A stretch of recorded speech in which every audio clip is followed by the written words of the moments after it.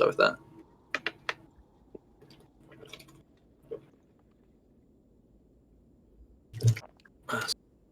Just grabbing some water real fast. Okay. So this is something, George or Jorge, which do you prefer? Well, what do you mean?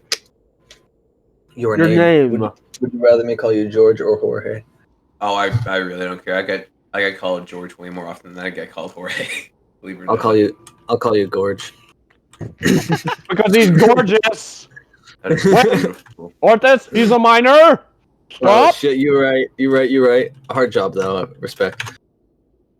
Anyways, so I was already talking to Trouble about this, about like the ball tracer. You guys should just be going main, because it allows you guys to scout, and you can go anywhere from here, right? Because if you guys go down main and for whatever reason they went like coast side, your ball tracer can hear that and scout it, and they're already there, right? If they go main, then the ball tracer scouts that, they can just roll away, and if they go over here, then they can scout that, and they can also pinch in from behind. You guys end up going coast side, and then you have to filter back into main, right? Because that's where they came from. You see? But if you guys just come from main, then you see them, you can just go like, oop, and then just come back around, you know? So going main, it's faster, you'll get more intel quicker, and you can go anywhere from here. Because like if they had gone out over here, then you guys have to spend your time traveling across the map, you know? Yeah. Because like just naturally, you know, like if we... I can kind of do this now. You know, if both teams come out from here, and you guys path like this, What a beautifully symmetrical map. it's almost like it's made like that on purpose. Shut up! Shut up! Shut up! But yeah, you know, so if you guys are pathing like this, even though you're a really fast duo, this still takes a lot more time than this. You know. Makes sense. But if you guys come out main, then you can use your mobility to go anywhere from here. And no, like they also went out like to coast side with their ball. I don't fucking know why, but they did. But you, ball tracer, you guys are literally listening for ball blank. Like wherever he is, you guys are listening to those location calls, and then you just go and eat his ass out. Like that's all you do. Once that ball is dead, then you can go rejoin this fight, right? So if you guys see the ball, I don't know what Trouble's looking at right now. The ball. Well, I can see ball on your screen. I don't know if your eyes saw him in the moment. Yeah, but you see the ball. Knew he was there. We already like had a skirmish. Okay. We'll just keep shooting at him. George, you too. I saw a Discord on the brig. I was like, real safe. Mm-hmm. Yeah, we tunneled on the raid boss. Yeah, and you see how their ball and tracer are just free to go into your backline now? Yeah. Yeah, and I was just ignoring. I didn't even hear the calls for help. Yeah. Well, see, if you guys were shooting this ball, then he wouldn't be able to do this. Yeah. And the tracer can't go in alone because tracer's gonna die against the Zen and a brig. Right? Yep. So tracer's not gonna get the value without the ball. She needs the ball to soak the resources. Well, if you guys pressure the ball out, then he can't do that. So your first, like your ball tracer, your first objective every single time, find the ball, hunt him down. Once he's dead, then you can do the stuff you want to do. Right? But you can't just trade backlines like this. Like you guys get 2 picks, cool. But you were also talking about how like they were just more mechanically skilled than you. So you don't want to be taking trades, right? Because if you're taking trades with somebody who's going to hit more shots than you, you're ultimately going to be at a disadvantage, right? Right. Mm-hmm.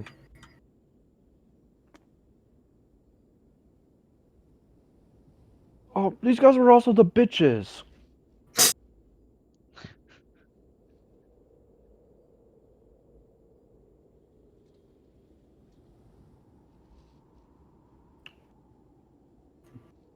Yeah, because when like our ball and tracer are dead, like it's kind of up to the Echo to be the one to pressure the ball, but she doesn't want to be shooting at a ball because he's kind of hard to hit. Same thing with the tracer, right? They're kind of hard to hit.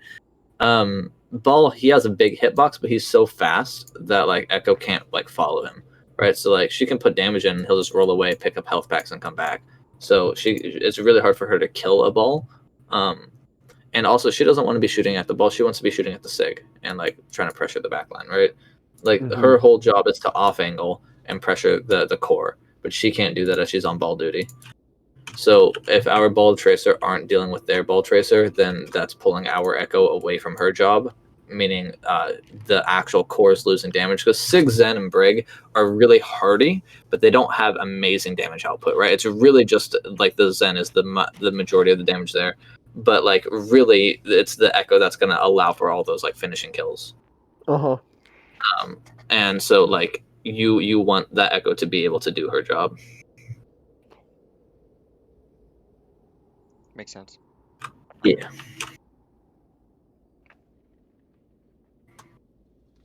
Because, like, for example, you see how you guys are fucking them up right now and how they don't have a ball in your backline?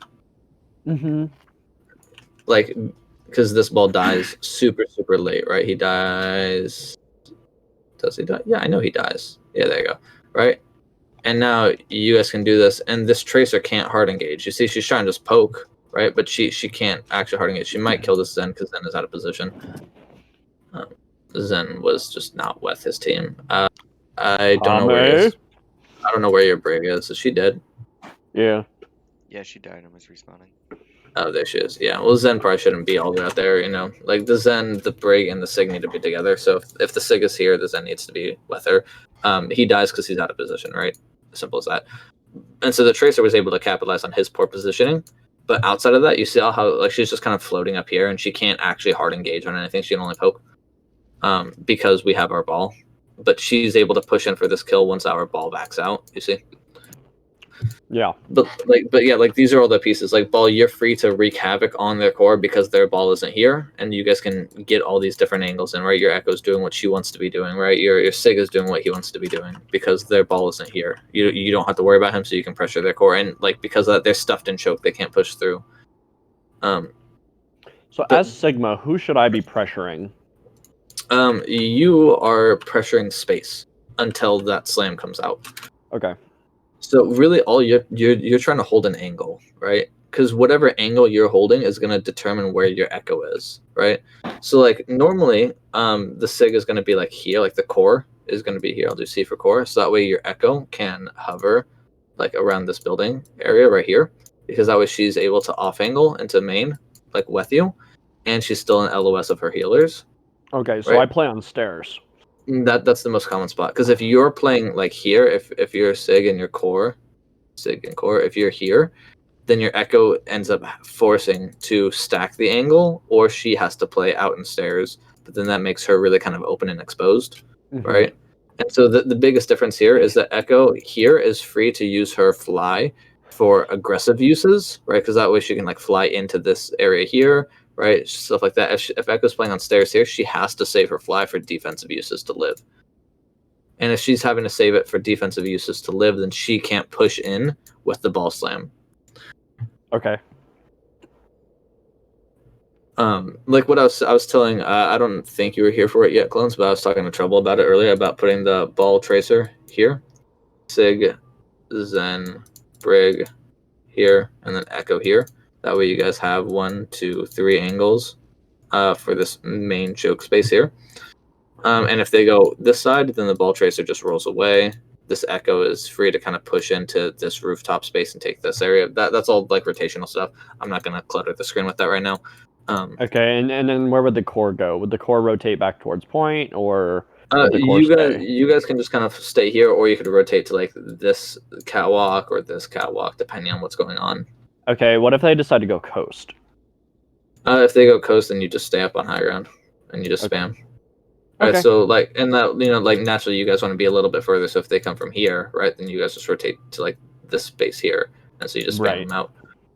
And then your Echo, who is playing above you, she simply sits basically where that arrow is, right? So the Echo just plays like on the opposite high ground, right, like that. And then your ball and tracer are contesting point.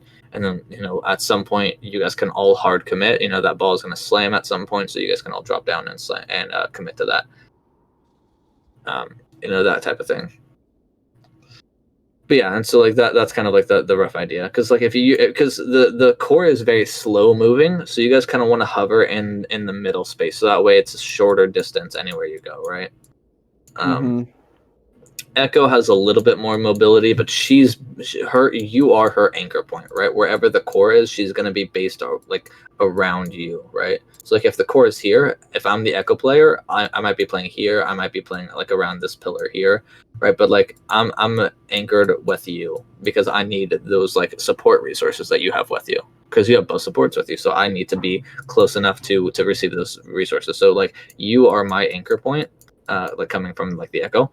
So you want to be central, so I can like take these off angle positions. So like I could be here, I could be over here, I could be over here, but like that's all my anchor point, right? And then the ball and tracer are like that's the connect the dot, right? So if you're here, they're here. Well, you put something in the middle, that's me, right? And there's that like triangle. So I have a No, question no. about the comp. Yeah, what's up? We're playing into the mirror. Why do we pressure the ball and not the tracer? Because the tracer relies on the ball, and the tracer is the ball's bodyguard, and the ball is the one who's going to be taking the resources and doing the disruption. Ball is also he takes a lot more resources than Tracer, right? Tracer gets forced out by a Brig Bash. Ball needs the Brig Bash, the Zen Discord, the Sig Rock, and it's Echo Stickies. Okay. Ball is hardier, and he's going to take up a lot more resources from your core. Tracer needs Ball to survive. Ball does not need Tracer to survive. So like in a hypothetical, if both ball tracers go coast, Mhm. why like in my mind it makes more sense to pressure recall at a tracer, because then the ball is not gonna want to like commit onto things solo. But he still can though. Yeah, That's the but thing. like It's like inversely, if we pressure the ball, he's forced to run around and get health packs. Mhm. And I mean, it kind of takes them both out of the fight, but I felt like it would probably be more efficient to get recall out and then like swap to the ball. No, because Tracer can just blink away and then play with her team, Okay. Yeah. right? And also Tracer only has 150 health, so she Right. picks up like a mini, and she's still good to go, Yeah, but right? If you get aren't the what? minis like super far on this map? I guess not if You we're know playing that there's one coast. that's like right there. Yeah. Yeah, there's a mini there. There's a mini there. There's a mini over here. There's a mega here. Yeah. Don't forget Right. about the mirror symmetry, the perfection. What is the symmetry? Yeah, that makes sense. But yeah. I was just wondering The thing, why yeah, ball like, necessarily, because I feel like oh yeah. ball just Well, ball doesn't play for like supports. Ball plays for like health packs. yeah, exactly. That's just it. But like, like because ball, like I said, he's just a resource suck from both sides, right? Yeah. Because like you can throw a Discord orb, or not Discord, like a Harmony orb on Tracer for like 2 seconds and she'll be good to go. You throw one pack on her, she's good to go. You have to throw 3 packs and a Discord on a ball if he's half health. Right. He takes way more resources, and he can do things on his own. Tracer can't, right? Because like without a ball, Tracer can't. She can't push in. She dies, right? She can't push in. Like Tracer can't go into a ball tracer. She'll die. Tracer can't go into a core. She'll die. She has to like sit around with her team.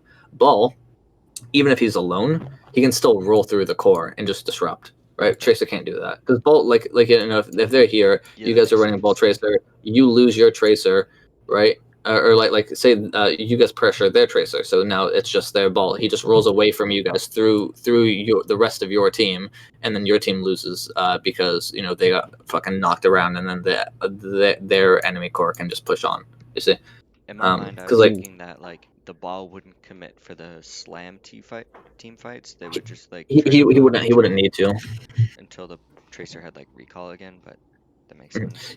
Yeah, no, he wouldn't need to commit with the slam, because like you guys are still alive. But yeah, like Tracer is simply like, as weird as it sounds, Tracer is harder to kill, Yeah. because it's a ball tracer against a ball tracer, right? There's no CC, Right. so she has recall. She can blink away and get 1 health pack.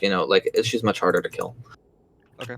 Right. And actually, like here, I wonder if I can go over to one of my Oasis maps that I had pulled in. Is this the one I'm thinking of with Ow? No, this is the other one. But yeah, no, this is the other one. Hang on, just give me 1 second. Sorry, because I want to kind of show you from our tracer's point of view. Actually, I'll show you from our ball's point of view. just how hard he is to kill, or well, like how much attention he takes, right?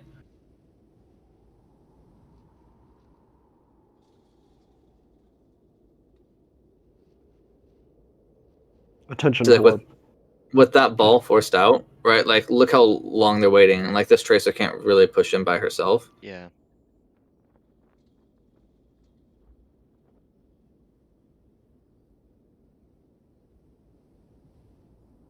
And the whole reason our ball was slamming there is because their ball was in main with the rest of them. And see, like Tracer, she just recalls out, and he can't do anything.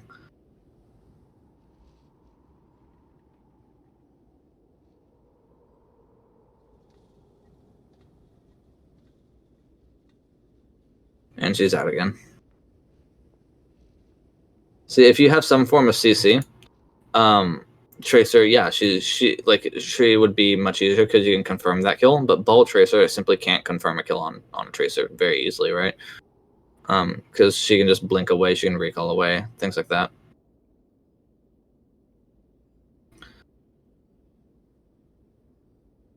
Ball, he's much easier to sink shots into and much easier to force out because he can't just get all his health back. And if he's using his shields to live in that 1v1 situation, well, that's still good value.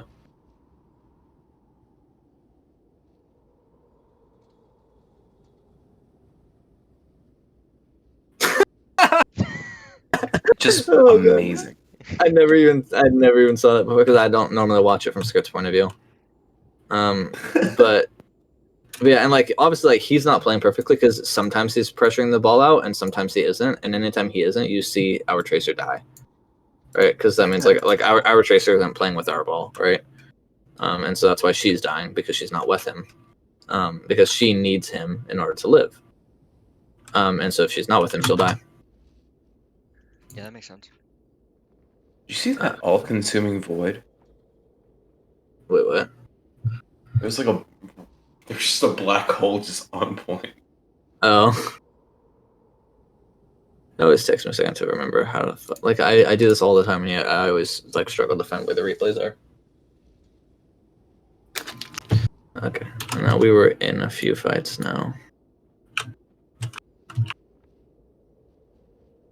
Shit, I forget exactly where we were, but that's alright.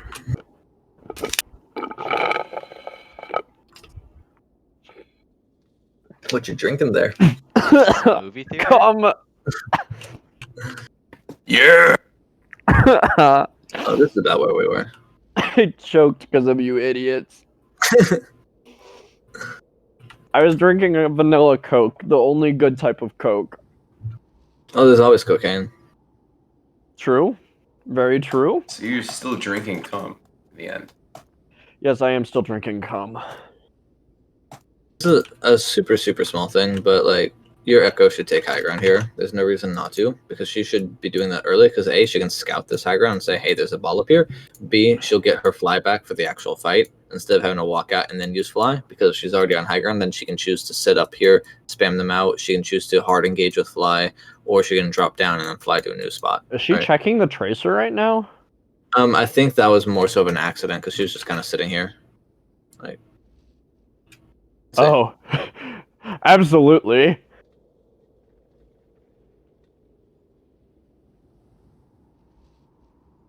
What a happy little accident.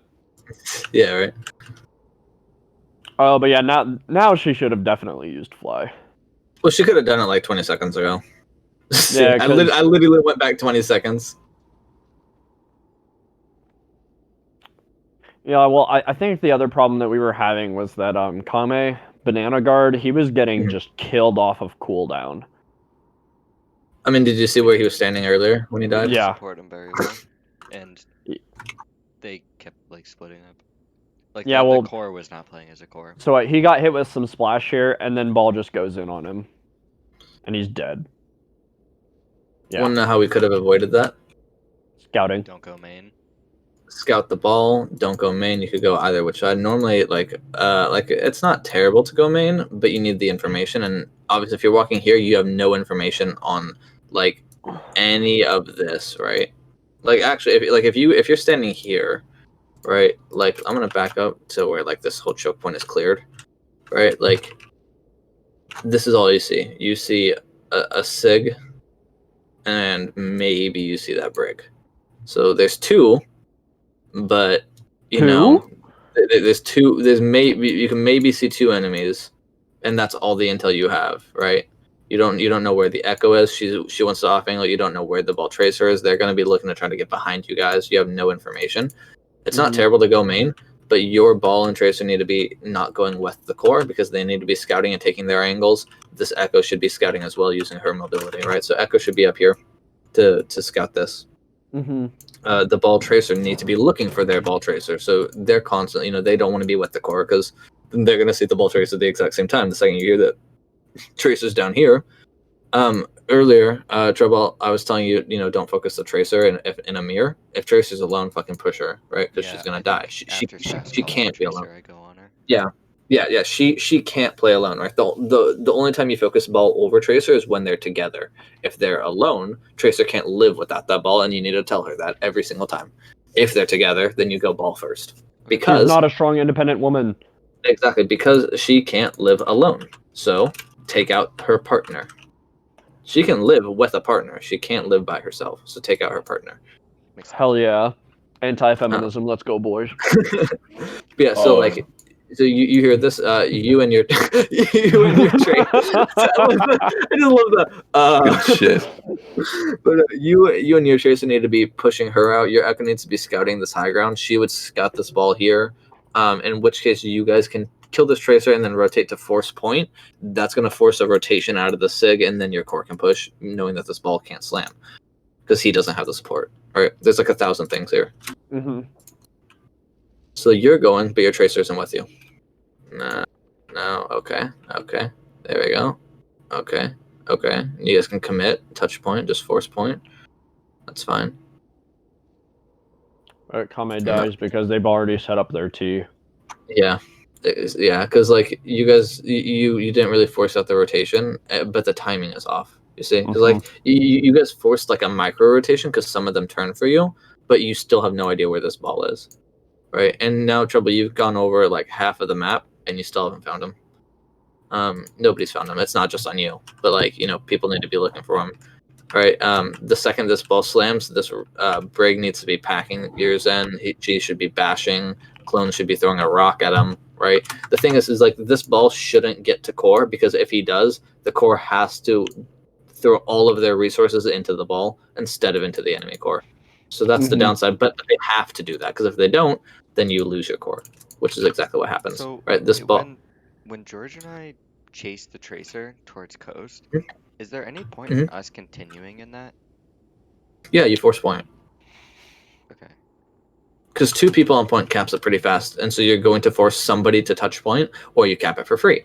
And when somebody goes to touch point, you're forcing that rotation. And as you call, like push, that's because you're telling your main, hey, they're rotating now. You guys can push out, right? Okay. Because that means that they're now delving their resources into you guys, which is what you want them to do.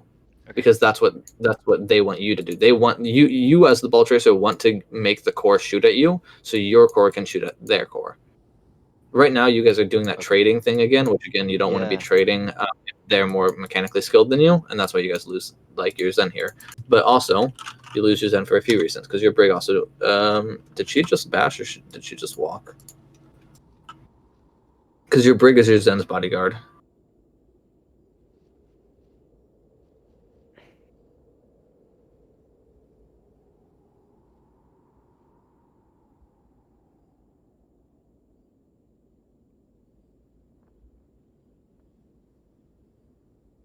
She's too far.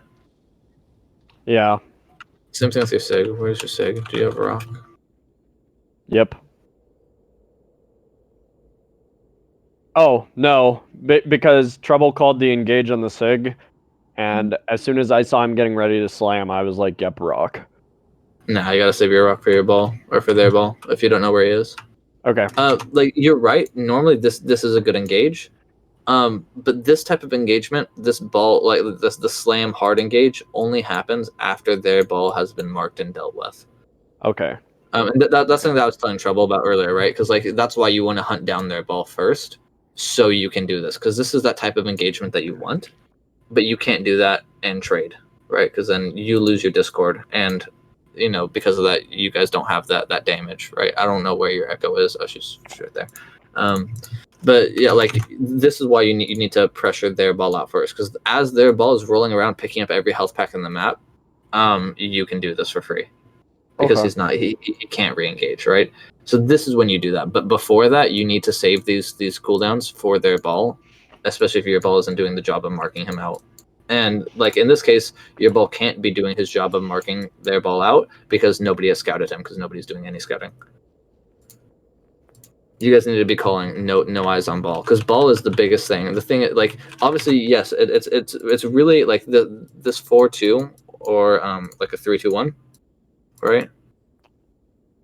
What it really is it's 3 versus 3, 2 versus 2, and 1 versus 1 in a perfect mirror matchup. Yeah. Because the thing that's going to be happening is that these echoes are going to be competing for that off angle. This ball tracer are going to be competing against the ball tracer, so that way they can force them out, and then the core is going to be going against the core, and whichever team wins this mini skirmish, 3-2-1, right? So say our Echo beats their Echo, so now we have this off angle, but their ball tracer beats our ball tracer. So that means, okay, so their Echo doesn't have the off angle, but we don't have the engage. So me as the Echo, I'm going to pair with my group of 3, so now it's a 4v3, because we're going to need that extra damage for when that ball comes in. So when the ball comes in, then we can rock him and bash him, and I can sticky him so we can burn him down. You see? Makes sense. Yeah. Like Like poetry. skirmishes for the off angles, and then you Yeah. stick your fight. Exactly. And like in a perfect world, what happens in this 3-2-1 is that the Echo gets the off angle, the ball tracer forces the ball tracer out, the core, which is holding and spamming, can now engage at the same time as these two, because now we have the off angle, our ball tracer's free to slam in, we slam in, that's when the brawl happens. You see? Makes sense. Yeah.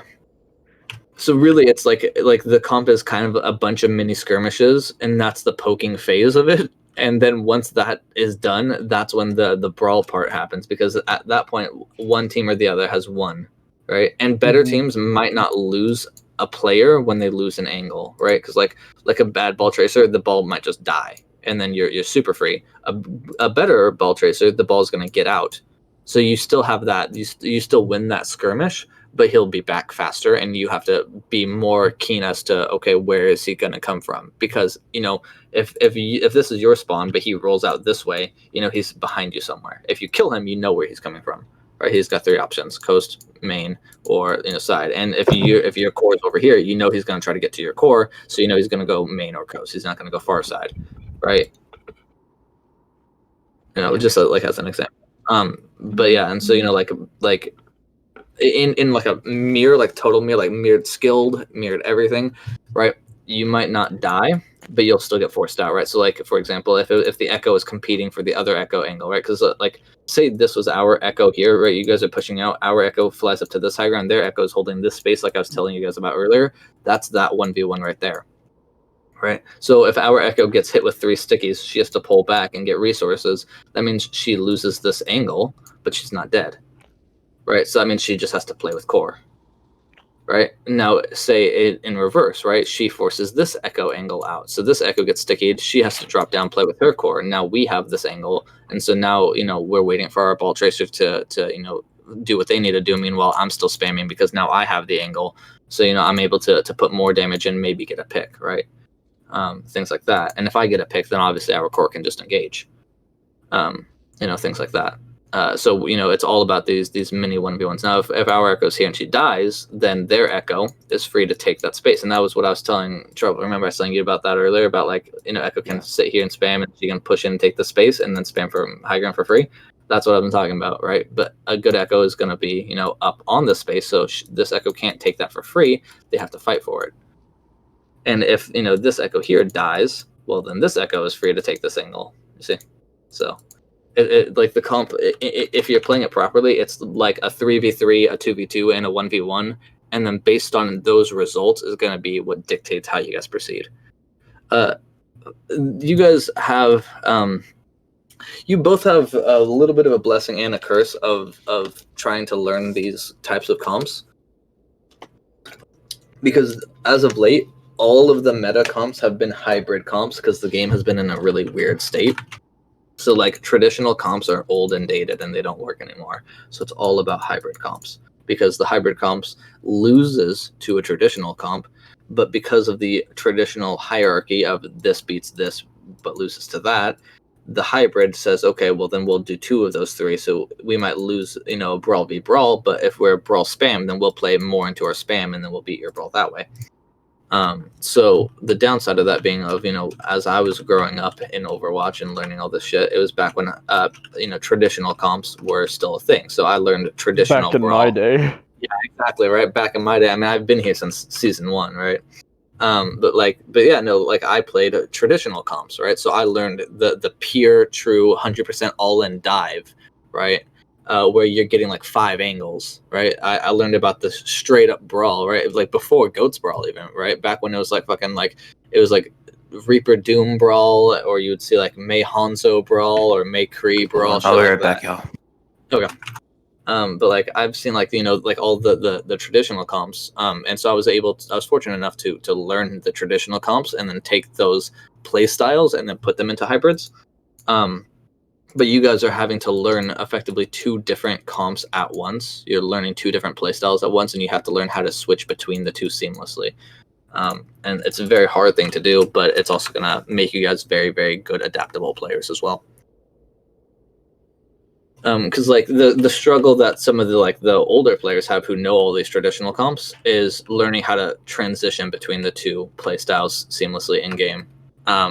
The struggle that you guys have is learning all the parts, but once you learn the parts and you can put them together, you don't have any bad habits to break. Mm-hmm.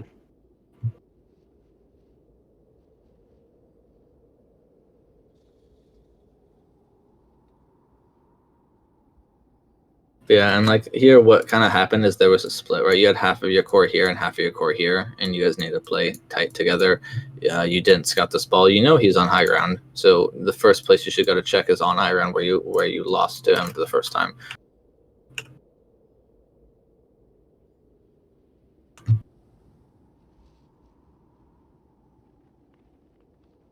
Also, Sig, you can scout super easily with your orbs, right? You can be up here and just throw shit up there, right? Yeah. Like as you're walking out, throw some orbs up here, throw some orbs over here, right? Things like that. You can just scout. Even when you're like here, you can still like every now and then throw orbs over there, right?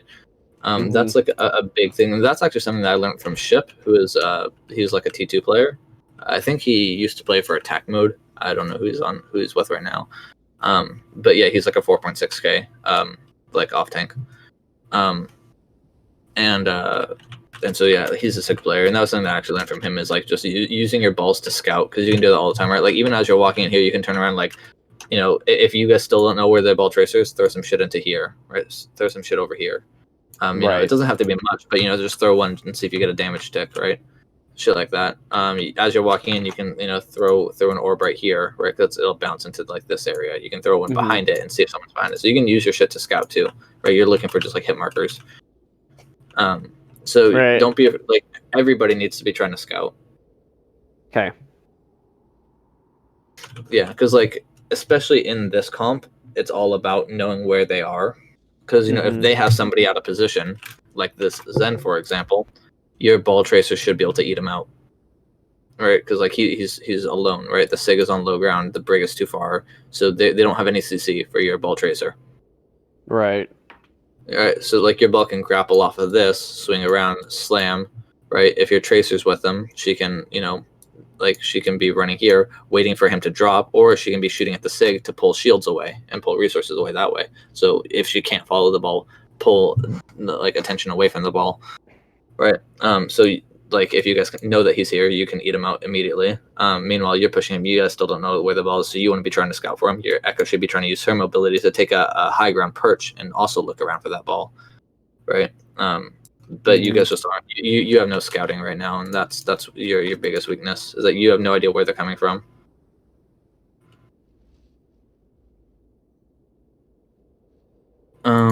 What happened there?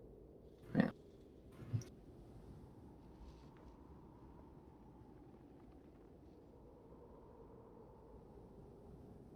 Oh, your core also needs to play much, much, much tighter because Yes, we do. this is just too far.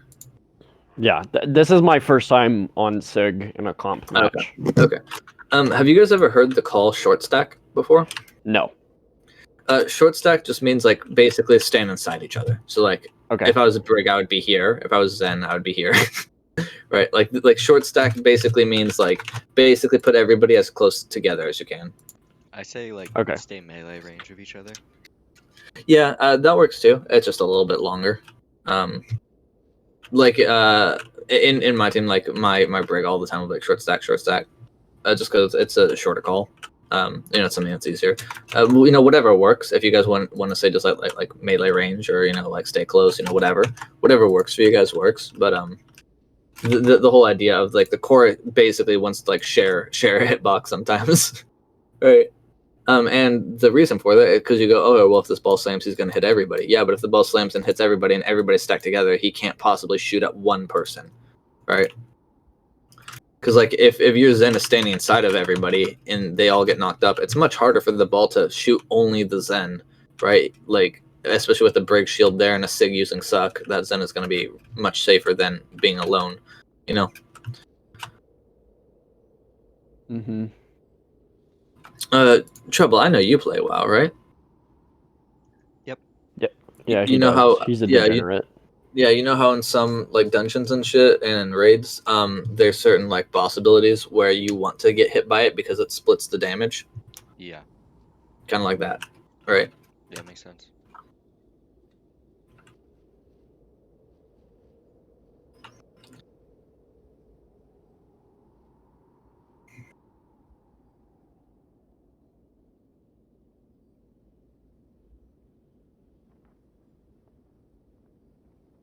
You lost your Zen early, so that's gonna make that hard. Ball Tracer just needs to be forcing out there. Ball Tracer, this ball has gone up here for the third time in a row, so hopefully you guys got him this time. There you go. And look at that. The Echo used her mobility to scout it out too. Exactly what I was talking about. Yee. Where are you going, buddy? Wait for it. Wait for it. There. See, look. It's that easy. Scout him out, and then he has to run away. See? Easy. Now she can still fly up to that position. He just Also, needs to Sig. Oh, there we go. Yeah, there you go. Also, Sig, remember how I was saying, like, as you're walking out, you can also turn and throw the orbs right up there? Yeah, I mean, I could probably angle it. Yeah. Just as you're walking out, right? Because if you're walking out and then you just turn to look to start, like you're turning just to start thinking about throwing an orb just for a second, and you see the ball, and then you can just back up. You can also bounce it off the wall to the right because it's angled. So like, That's what I Yeah. was if you even thinking. peek, you don't even need to Yeah. 180. You could do it like Yeah, before the sun. Yeah, you could probably throw it there. I don't play Sig enough to know all of those angles, but you as a tank player, I'm sure you could figure out the angles. I don't either. I barely passed geometry. Oh no, I was great in geometry. Just play Hanzo back in Scattershot days. Simple Yeah. geometry. Yes, simple as you're calculating quadratic formulas and trying to figure out the curvature of the Earth. Or just Simple. tossing them into a room and getting 2 kills. That too. Ambitious, but I like the idea. No, this is kind of what I was talking about earlier about like the Echo, right? She takes this high ground. That other Echo just gives that space for free, and so she's able to rotate out, right? The biggest thing here is like your Echo's here. Just push on the Zen instead. Yeah. Right? Like because the Zen is still alone. She's focused, like she's too tunnel visioned here. Like this is a free pick, right? And even though she clones Sig, like that's still fine. Throw a shield up this way, so she's guarding from the main damage, and then throw a rock at the Zen and then kill him. He's Discord. You might not even need the rock. You could just probably throw two basics at him and kill him. And then on top of that way, I don't know if he has strength. I know he used the last fight, but I don't know how much he's been farming. I mean, obviously we can see here he doesn't have it, but then I know trans is taken care of. As a DPS player, we don't fucking pay attention to ults unless it's been called. So, kill him, no trans, and then go from there. True. But he focuses on that and then rotates to point. He almost hit that rock. He did. but he got too far from his team. He ran away from the trance. Yeah, Sag.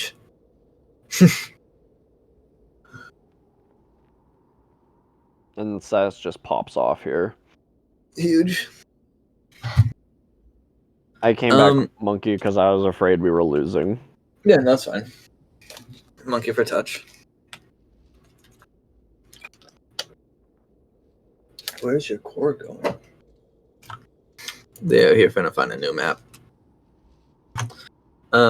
If you guys have the SIG, you kind of want to play main. If you don't have a SIG, you kind of want to tuck into this wall so you have more natural cover. Being way out here, this is like bordering on too far for Zen to even orb anybody. I don't even know if he has an orb on anybody. Let me look. Huge. He doesn't have. He's about to throw it there.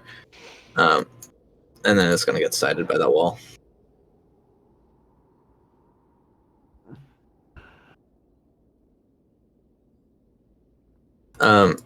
But yeah, you know, your supports are really, really far. Your brig might not be able to pack certain people. And also your team can't peel back for them either, because now this ball can kind of go in, and your echo has to peel back. Meaning you guys are losing damage. You get a huge, you know, double pulse, which is awesome. And you got it on both of their supports, probably because their supports are playing too far back. Let's take a look.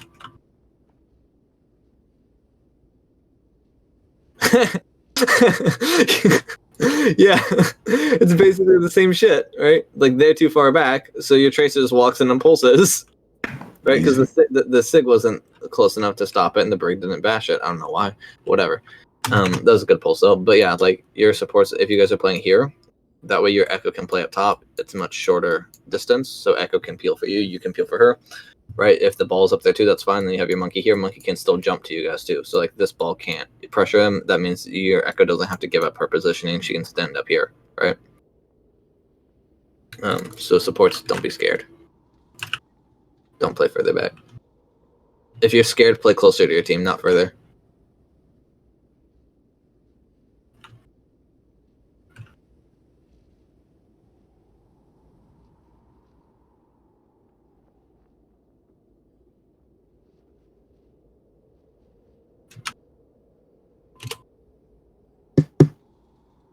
Alright. My mic just fucking bugged out. Yeah, that's all right. Okay, so we've already kind of been at this for a little over an hour, and I know that we wanted to go into some other maps. Did you want to just kind of skip ahead to the next map on Busan, or do you want to go to the? Do you want to like just let it play out? I know it's almost over. Did you want to just go to the next map entirely? What do you want? Yeah, we can skip the rest of this because we're on Winston now. So Yeah, Okay. we just fucking die. Yeah. All right, I'm trying to scroll up to see. There we go. Okay, so just next map. All right. I think we were on Echo Cree here, but we had a lot of trouble with it because it was our first time playing it. So Trouble, give it. yeah. Classic.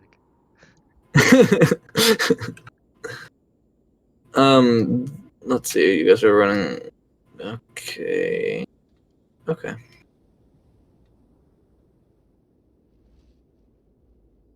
He kind of looking at what you guys are running, and obviously this is hindsight. You guys are gonna want to run like a 5-1. You know, running double shield against the ball tracer. So obviously your echo is gonna be the one, and then you guys just kind of like short stack everybody else. And then like you still don't really need any. You have no purpose of stacking shields. So you kind of just make like almost like a V shape, right? So like a sig here and then an Ori here, for example. Like it's like a super minor off angle, right? Right. So like if your Orisa is playing like say you guys are playing drums, right?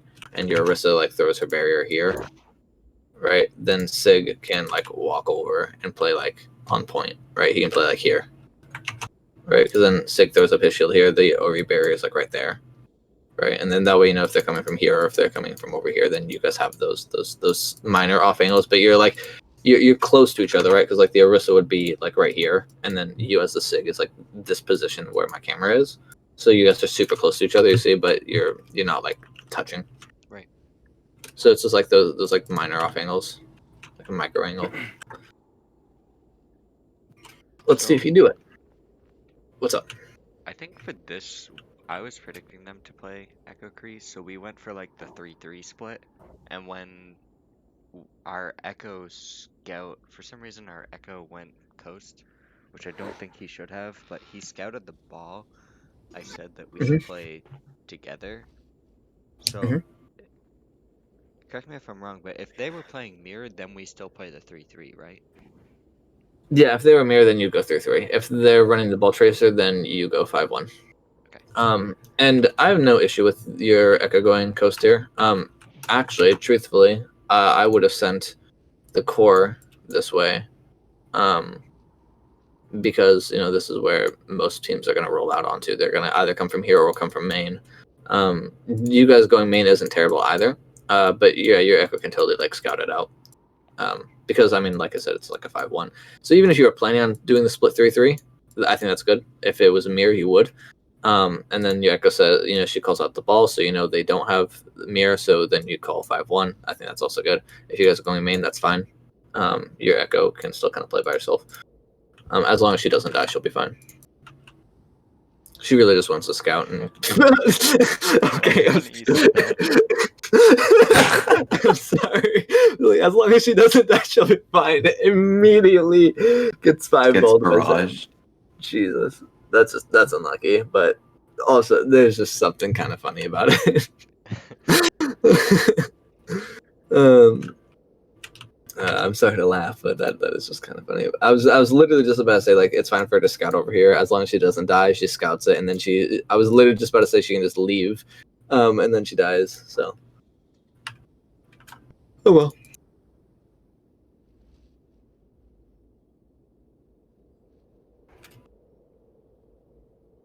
And you guys are just kind of missing your damage. Yeah. Now, if you wanted to, Trouble, I want to say it was you who's talking to me about like sometimes using Soldier, right? Or oh no, that was Aaron. Sorry, Aaron was specking one of my scrims the other day. Like he was just like watching live, and he was asking like why we run an Echo instead of a Soldier for some cases. I was about to say, well, this would be one of those cases where you could run a Soldier if you wanted to, or like an Ash or something like that, but you don't have to. Like you can still run the Echo. You just have to play it a lot different.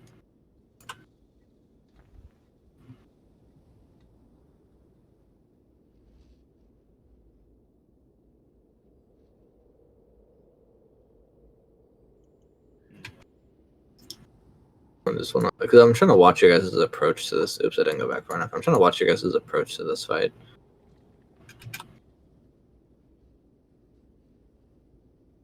Okay, something that I want to see here. Let's go take a look at some resources. All right, half shield. You're fine. Missing a little bit of health. You're fine. You're fine. Good. Use Bird Bash. Okay. So not terrible. Not terrible. One of the biggest things though is you guys need to be going together.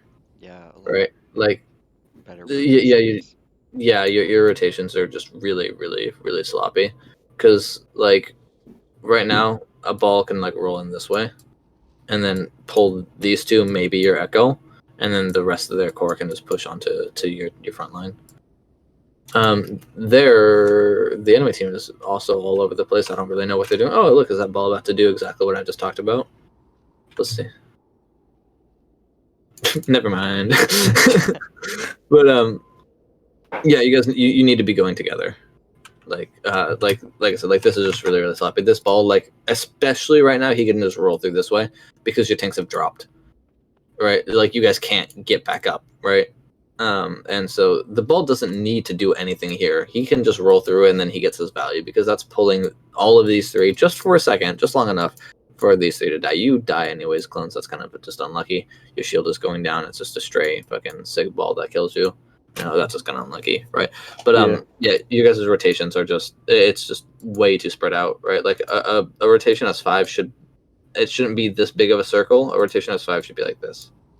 Yeah. Right. Okay. Like you guys walk up to here, and then you walk up to here, and then you walk up to here, and so you're standing here, and then you drop down, throw a sig shield this way, drop your Arista shield deep here, right? For example. Okay. So basically, we just need to work on like going on field trips together and Yeah, just exactly. staying Yeah. on the rope. Yeah, exactly. Yeah, just your timing needs to be together, right? Like you guys can short stack right here because you're not gonna take any damage. You're not taking any poke, right? Yeah. You can all just be like I said, share a hitbox, and But then we want to take damage though, right? For our BAP. well, I mean, yes and no, because I mean, you'll probably be taking some splash from like the sig here, but at the same time, you want to also try and save all of your resources for the actual fight too. To put it plainly, like if we're stacked better, the map just looks at the floor and right clicks once, and then we're full health. Because it's not Mhm. like if we're stacked, they can't really single out a target, so the damage is just gonna be Mhm. super spread. Yeah, exactly. And you guys are really trying to play for your brawl here at this point because you know that they have better spam. So you need to play for your brawl. Or wait, no, yes, I feel like we just play for counter dive, right? We wait for them to try to yeah, get to us, yeah. and then just converge. Yeah. But yeah, and so like you guys, you just need to be playing a lot tighter because you're way too loose right now, and they're gonna be able to exploit that a lot. So you guys need to be short stacking here, and then you're dropping. As you guys are dropping, Sig, you're gonna be looking like this, right? So you guys are all stacked right here. You're gonna walk out, see their Sig. You're immediately gonna throw your shield up like in his face. You're throwing your shield here, right? Because it'll block this whole area, so he can't get past it at all. Because you drop your barrier a little short, and so he's able to still fire into this hole, right? So you're looking to throw your barrier here. If he decides to push through that barrier, then you get to kill him because now he's cutting himself off from his team, right? So he walks through that, then you fucking throw a rock at his face, and you guys just walk into him and kill him. So you're walking, right? You see him immediately, like barrier, like here. You're throwing that barrier out. You're dropping. You're spamming. Your barrier's here. Your Rissa's pre-firing her barrier right there because she knows that you're going to be shielding that. So Arissa, you're here. You see the Seg. You see him. You register. You see that. You know you want to get to point. So you walk out, and you just before you even drop, you're throwing your barrier over here. Right, so you're just walking out and shooting it, and then you're dropping, you're taking the space, right? Because now you can get toes on point. You can be standing here playing pillar. You can off angle on the Sig, because at that point the Sig has to get forced into here, or he's going to get forced out, right? But this is all happening like at once. Meanwhile, your BAP is free to just drop, and he can be healing. Your Kree is free to drop. He can start pressuring the Sig. The Sig doesn't even have a barrier up. He could just be straight shooting at this brig back here, right? But you guys can be calling targets. Whatever it is you guys want to be doing. At this point, your Echo, where is she?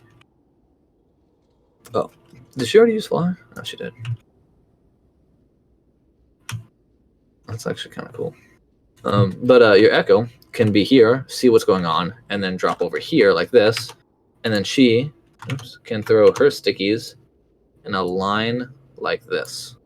So she stickies this way. Guess what? This Sig can't back up this way. So we're forcing that rotation out that way, meaning she can take this angle here. And she doesn't need to use her fly because she can just walk and do this. And so if she gets pressured out, she flies back into her core because she has that angle. If she doesn't get pressured out, then she's able to get this side angle off, you see? So now you guys are able to kind of take this space. Yeah. But that it's a timing attack. We were talking about that earlier, Trouble. It's a Right. timing thing, right? So you guys are all here. Everybody's here. You guys are all dropping out. Echo's just walking like this. I feel like Yeah, we that's the relatively 5-1. have like the rotation skills of a Lucio, because I feel like if who is that behind the Orisa? I think that's Bree. I think that's no, it's the brig. Yeah, the brig. Normally, like we would be basically in range of a Lucio aura, and like I feel like that's our rotational skills, you know. Mhm. But Yeah, definitely need to practice stacking a little better. yeah. You gotta play like really tight. Like here, just for an example, 7:45, just so I can get a timestamp. If I just go to like this one and just pull this up, and I'll just hop anywhere into the middle of it. I don't even know where I'll be. Let's see. Let's go over here. Pause it. Let's see what's going on. Oh, it's the next point. Let's go over. Oh, no, wait. Yeah, okay, that's fine. Where are we? Okay. Like, this is too far. Right? And like our brig is way too far, right? Like if our brig was here, then this would be okay. But even then it's still kind of sloppy, right? But like this is kind of like a max distance for core, right? Just to give like an example. And their core is dead and coming back out. So here, let's go ahead and hop we'll hop back a bit too and see what's going on here. Where is everybody? Where is everybody? Oh, it's a different point. Okay, this is like mid-fight. Let's drop back just a little bit. Here, you can see how tight these two are, and they're still kind of split from their sig. And like this is too far, right? But like this is fine. Just again, to give an idea, right? And like here, you can see like I'm off England because we're running the ball tracer. I was looking for some spam. I'm doing scouting, but I'm fine, right? Like I have plenty of resources, right? Like I'm fine up here, but like this is also, I want to say it's like pre-fight too, so that's why I'm doing a lot of scouting. But I also almost die. But like here, you can still see like how tight together our core is, and Aiden still might die just because of this minor amount of space. Oh no, see, he's good. But you see how tight these guys are together.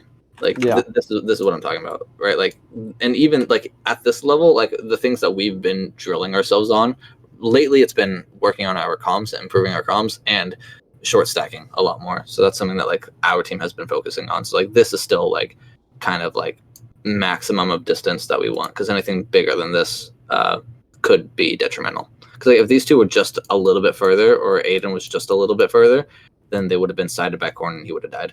Yeah, I technically think the Zen's out of, like, if the Sigma tried to use shift right now, I think he'd be out of reach too. Yeah, exactly. So then, and that's the thing. That's why we're saying like they need to be like tighter together, because like our core has been struggling a lot in our scrims, and like we were looking at the bots and we kept saying it's because they're just too far. Like, and like we're looking at like shit like this and saying that they're too far, right? So take that image, and that's too far. And let's go over to Busan again, and it's 7:45 that we were at.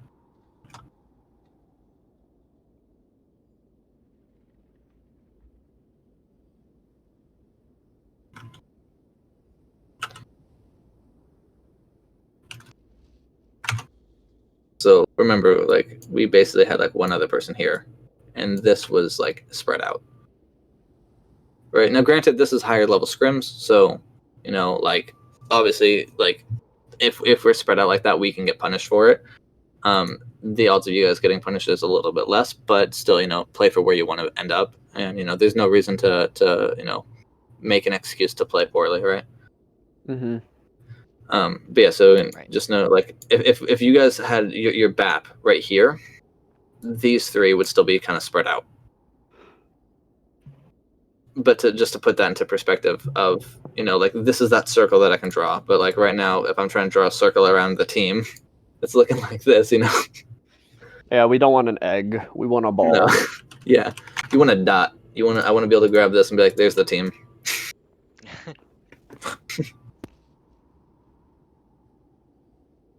Can we get a bigger dot? That was the biggest I have. Sorry. Fuck. I don't know. I guess you'll have to work that out between yourselves, fit yourselves into that space.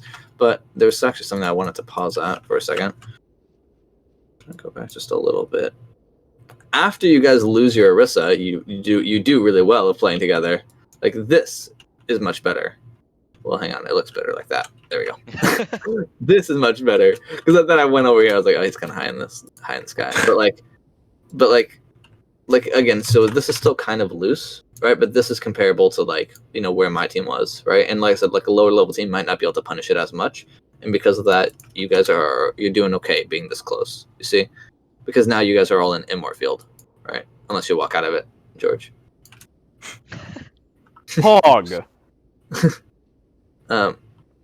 Right, and the biggest thing too, like that ball just did, he's trying to split you guys. But if you guys are all staying together, he cannot split you, because then you all go together. Right? If you guys have, one person here, one person here, one person here, one person here, this ball rolls in and hits one away, but now one person is isolated. If you guys have everybody right here and he rolls this way, everybody is over here. Right? But nobody is isolated. But did you see how like you guys were holding on to that fight as long as you were grouped, and then the second you guys got split, you died? Clones died in rotation because he was split. Well, not he was split, but the team was split. And then you guys group afterwards. You guys are doing fine. You're stabilizing.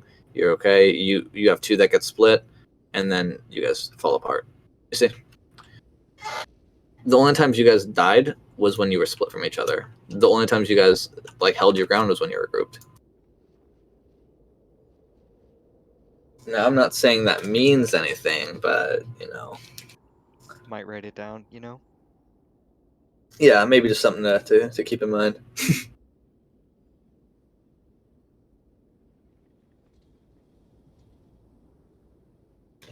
Huge.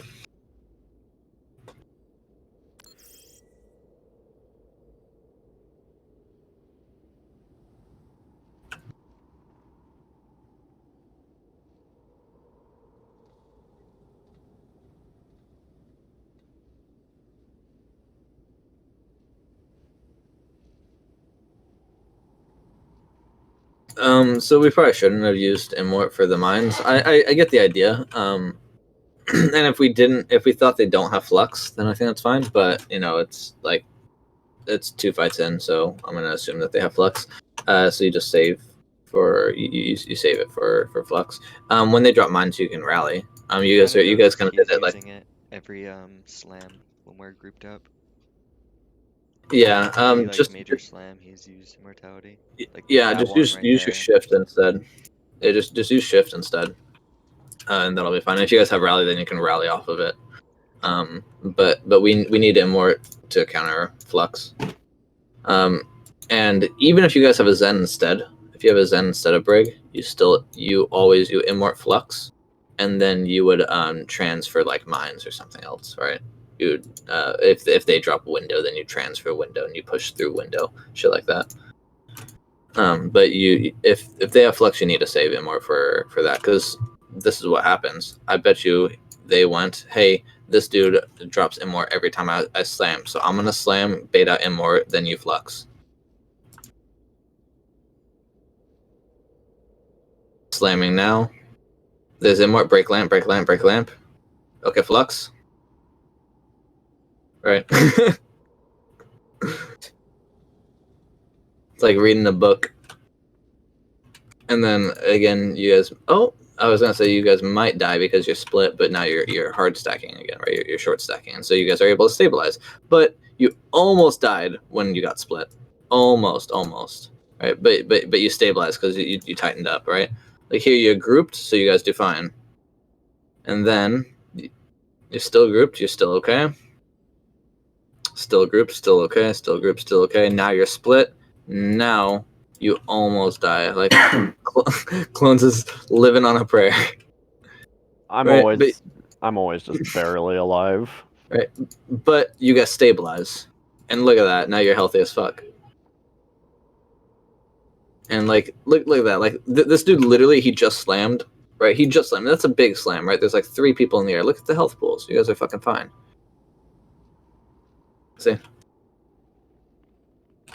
like you guys are gonna like 5-1 needs to play as a 5 and a 1, right? You put 5 people into one space, then you have 1 person off angle. Like this is how this comp should be played right here. Hang on, just like this, 5 and 1, right? This is like a textbook example of it. All right, so like this is really well done, and like look, they're using fucking everything, and they just can't kill you guys. Cause we're better. I never realized how much we change on a y-axis. Like we're constantly just going up and down. We get slammed, we go up, fall back down, get flux, go up, fall back down, get slammed, go up, fall back down. Then they use another the echo flux, we go up, fall back down, like get slammed, back down. they're using everything they can, and they still just can't kill you guys. Kind of like 3 or 4 times. You just Yeah. went up. Yo, Exactly. Kame is here. It's Pog. Kame. I just woke up. I totally forgot. My bad. Okay. Afternoon, But almost. Hey, man. you see how you guys like hard stacked together? They threw everything at you, couldn't Yeah. kill you, and then you won the fight. Yeah, it feels good. Yeah, it's almost like that's how the comp is meant to be Yeah. played. True. But take that fight as a really good example, right? Because even like if you guys do your own VOD reviews, do you guys do like self VODs at any point in time? I do. I watch. Okay. I watch it back. Okay, right on. Well, something that you can do, and like for example, if you guys look at my team schedule, right? Like here's from the week that I'm currently in. I'll drop it in you guys' like team channel. Where is it? Team Rocket General. I'll just drop that in there, right? This is something that like Trouble you've obviously already. Hello. Hello? Huh? Hello. Hello? Hi. But yeah, so obviously Trouble, that's something that like you've already seen, right? It's just my schedule. But we VOD review, like my team VOD reviews like as a team every Monday, right? Now like if you guys wanted to, because one of the like kind of typical things is you guys are like a mid masters team at this point, right? Something like that. Almost. Yeah. I think we're like Okay. technically high diamond. High or diamond. masters. Okay. Well, something that would definitely be beneficial is if you guys added on one extra day, either for scrims or for VOD. I would personally recommend doing VOD so that way you guys don't like, Yeah. because not everybody maybe not everybody can make it for another scrim day, but like one other day in the week just for VODs, and however many people you can get there would be good. And take a look at the fights you won and go, well, why did we win that? Take a look at the fights you lost and go, well, why did we lose that? Right. And if you guys see things like, oh, like we're throwing Immort on every single slam and then we don't have Immort for Flux and then we split off and die, maybe we don't do that. Or we go, hey, we only won one fight this whole map. How did we win that fight? So that was something that could definitely also be beneficial. And that way, because like some of the stuff you guys could probably recognize like on your own, and if you're just like, yeah, no, I have fucking no idea, and then you can shoot me a message or whatever, and I'm still definitely always available for anything, even if you guys wanted to pull me in on your once a week VOD review or whatever, but that way you guys just have one extra thing going on. Mm-hmm. Because like most masters teams will typically scrim about 3 times a week, and then GM teams will scrim like 4+ times. Because like my team is like a mid tier 3. We're trying to push for like top tier 3, bordering on tier 2. Like that's what we're pushing for, and that's why we scrim like fucking 4 days a week, 5 days a week. You guys scrim like animals. Yeah, we do. We have a double block today. Ah. Don't worry, we have Christmas Day off. Nice. Merry Christmas, you filthy animals. Call us rats. That's what our coach calls us. Or not our coach, our manager. She calls us rats. I wish we had a manager. Feels bad, man. We do. She's Yeah. just busy. Who's your manager, Ren? Yeah. Oh. I mean, you guys could always try to get like a team manager or like ask for one. And like basically the team manager is the person who they're gonna schedule all the VODs and make sure they have contacts and shit like that. Yeah, we were thinking about that too. Yeah, it makes shit so I easy. mentioned it to Clones this week. I was like, I need someone else to do this. I'm doing too much. Yeah, no, like as a player, dude, like having a manager is so nice because like I wait for the schedule to come out. I don't know, I show up to scrim times or whatever's I show up to whatever's on the schedule. I just have to worry about my own shit, right? I don't have to worry about all the fucking like back end shit. Yeah, right now I'm doing ringers, scrims, compositions. Yeah, no, VOD get reviews, somebody else to do that coaching. shit. Yeah. Yeah. Trials, Yeah, no. tryouts, everything. Mm-hmm. Yeah, no, having a manager for like 90% of that is really useful. Because like as far as VODs, right? Like if you guys do team VODs, then that's on everybody, right? But then you ask your manager, say, hey manager, can we put in 1 day a week for VODs? Yeah. And that way they schedule it, and then everybody, whoever can show up to VODs shows up to VODs. And that way, if anybody can't show up to scrim, they let the manager know. Say, hey manager, I'm going to be busy this time. Can we get a ringer? And then manager figures that out. Anyways, yeah.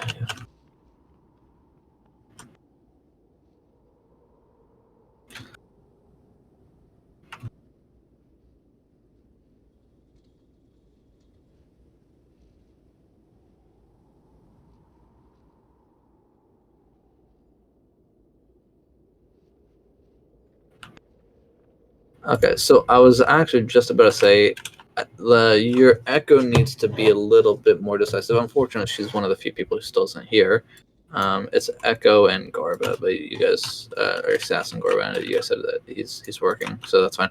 But like, so I think like having your Echo play with Core, waiting for the ball to come is fine, and then you guys can force out ball together like that, because that's going to be really good. Now that ball's forced out, now Echo can look to play as her one, right?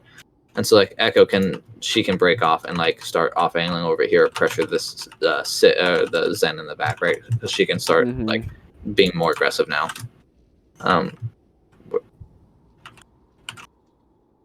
So it's like with that, it's a little bit of a timing thing for Echo.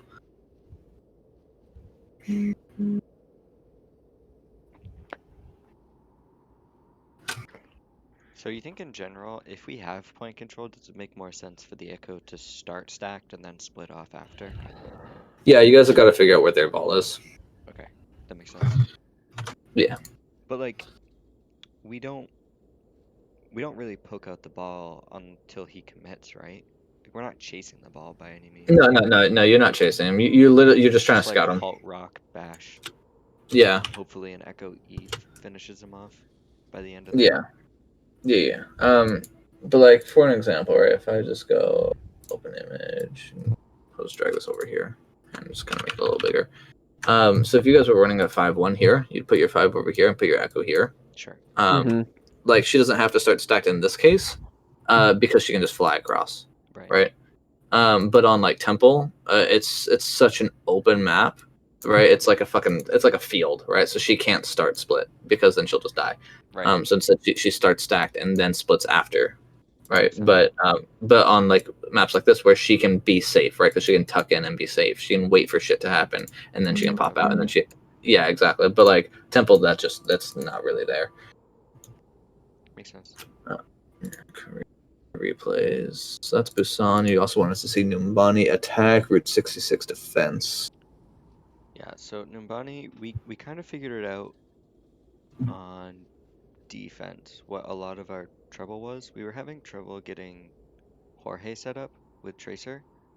I know in talking to you, we did a Numbani defense where the enemy ran this comp, so I tried to adopt their playstyle, and it didn't go well for us. But I still wanted to take a look at this because I think it should have.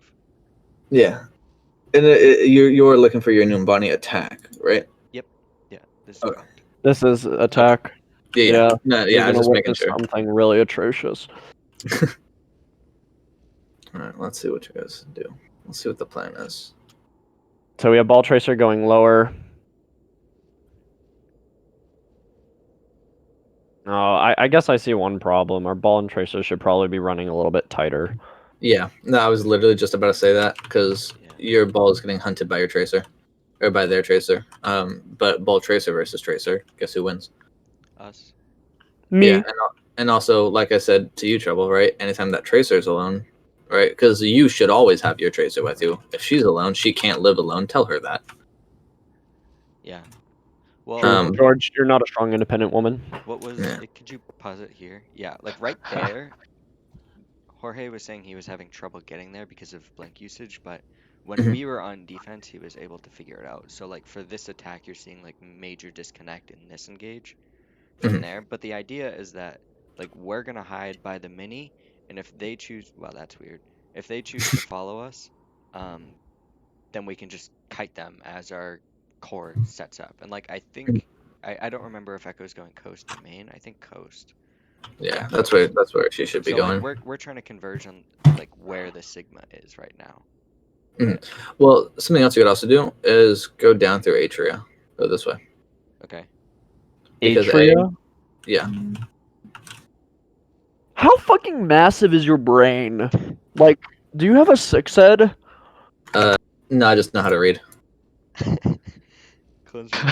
Oh yeah, I'm Atria.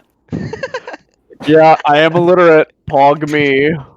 It's almost like these buildings have names to them. Some of them. It says Sigma on the building. Yeah. Lord. What the fuck? Museum. Yeah. Dude! Top of Sigma. Yeah.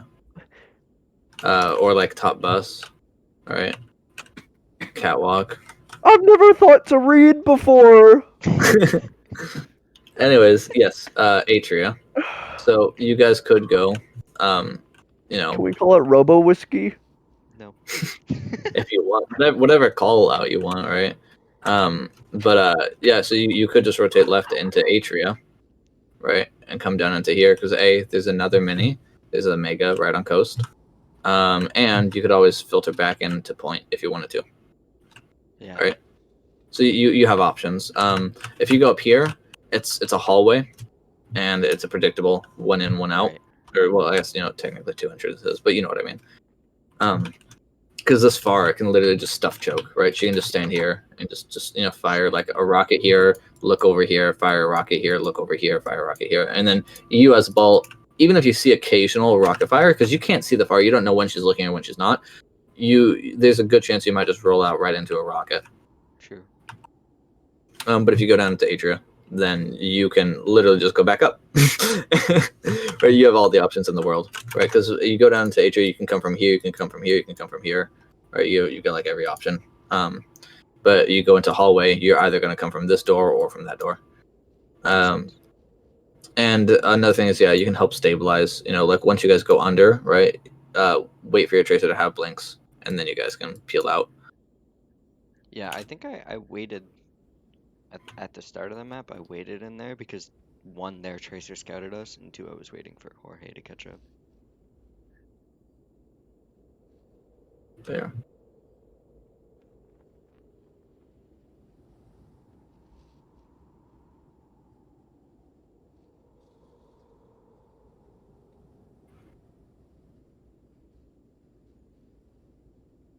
You should probably be shooting at this tracer that's killing you. Yeah, maybe.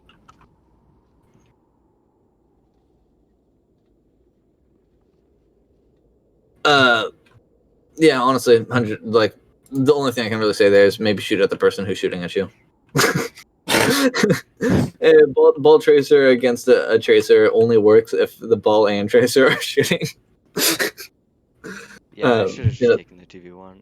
Yeah, because like quite literally, it's Tracer's job to pressure the ball out, right? That's what I keep telling you guys. Yeah. So she's doing her job, but she can't do her job alone because she should have the ball with her.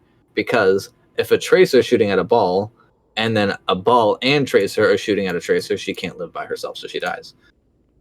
Like I say, you always want to focus the ball over the tracer, which is exactly what she's doing, because then she kills you, and then she just gets out. Right? Like your tracer's still alive because your tracer can't live by herself, so she has to play super passive. She has to run away. Their tracer kills you, and then now their ball's free to do whatever he wants. I guess So in my mind, that duel always happens where like the ball can, slam or grapple, but in like that hallway, it was a really bad choice to go down that way because. Well, yes and no.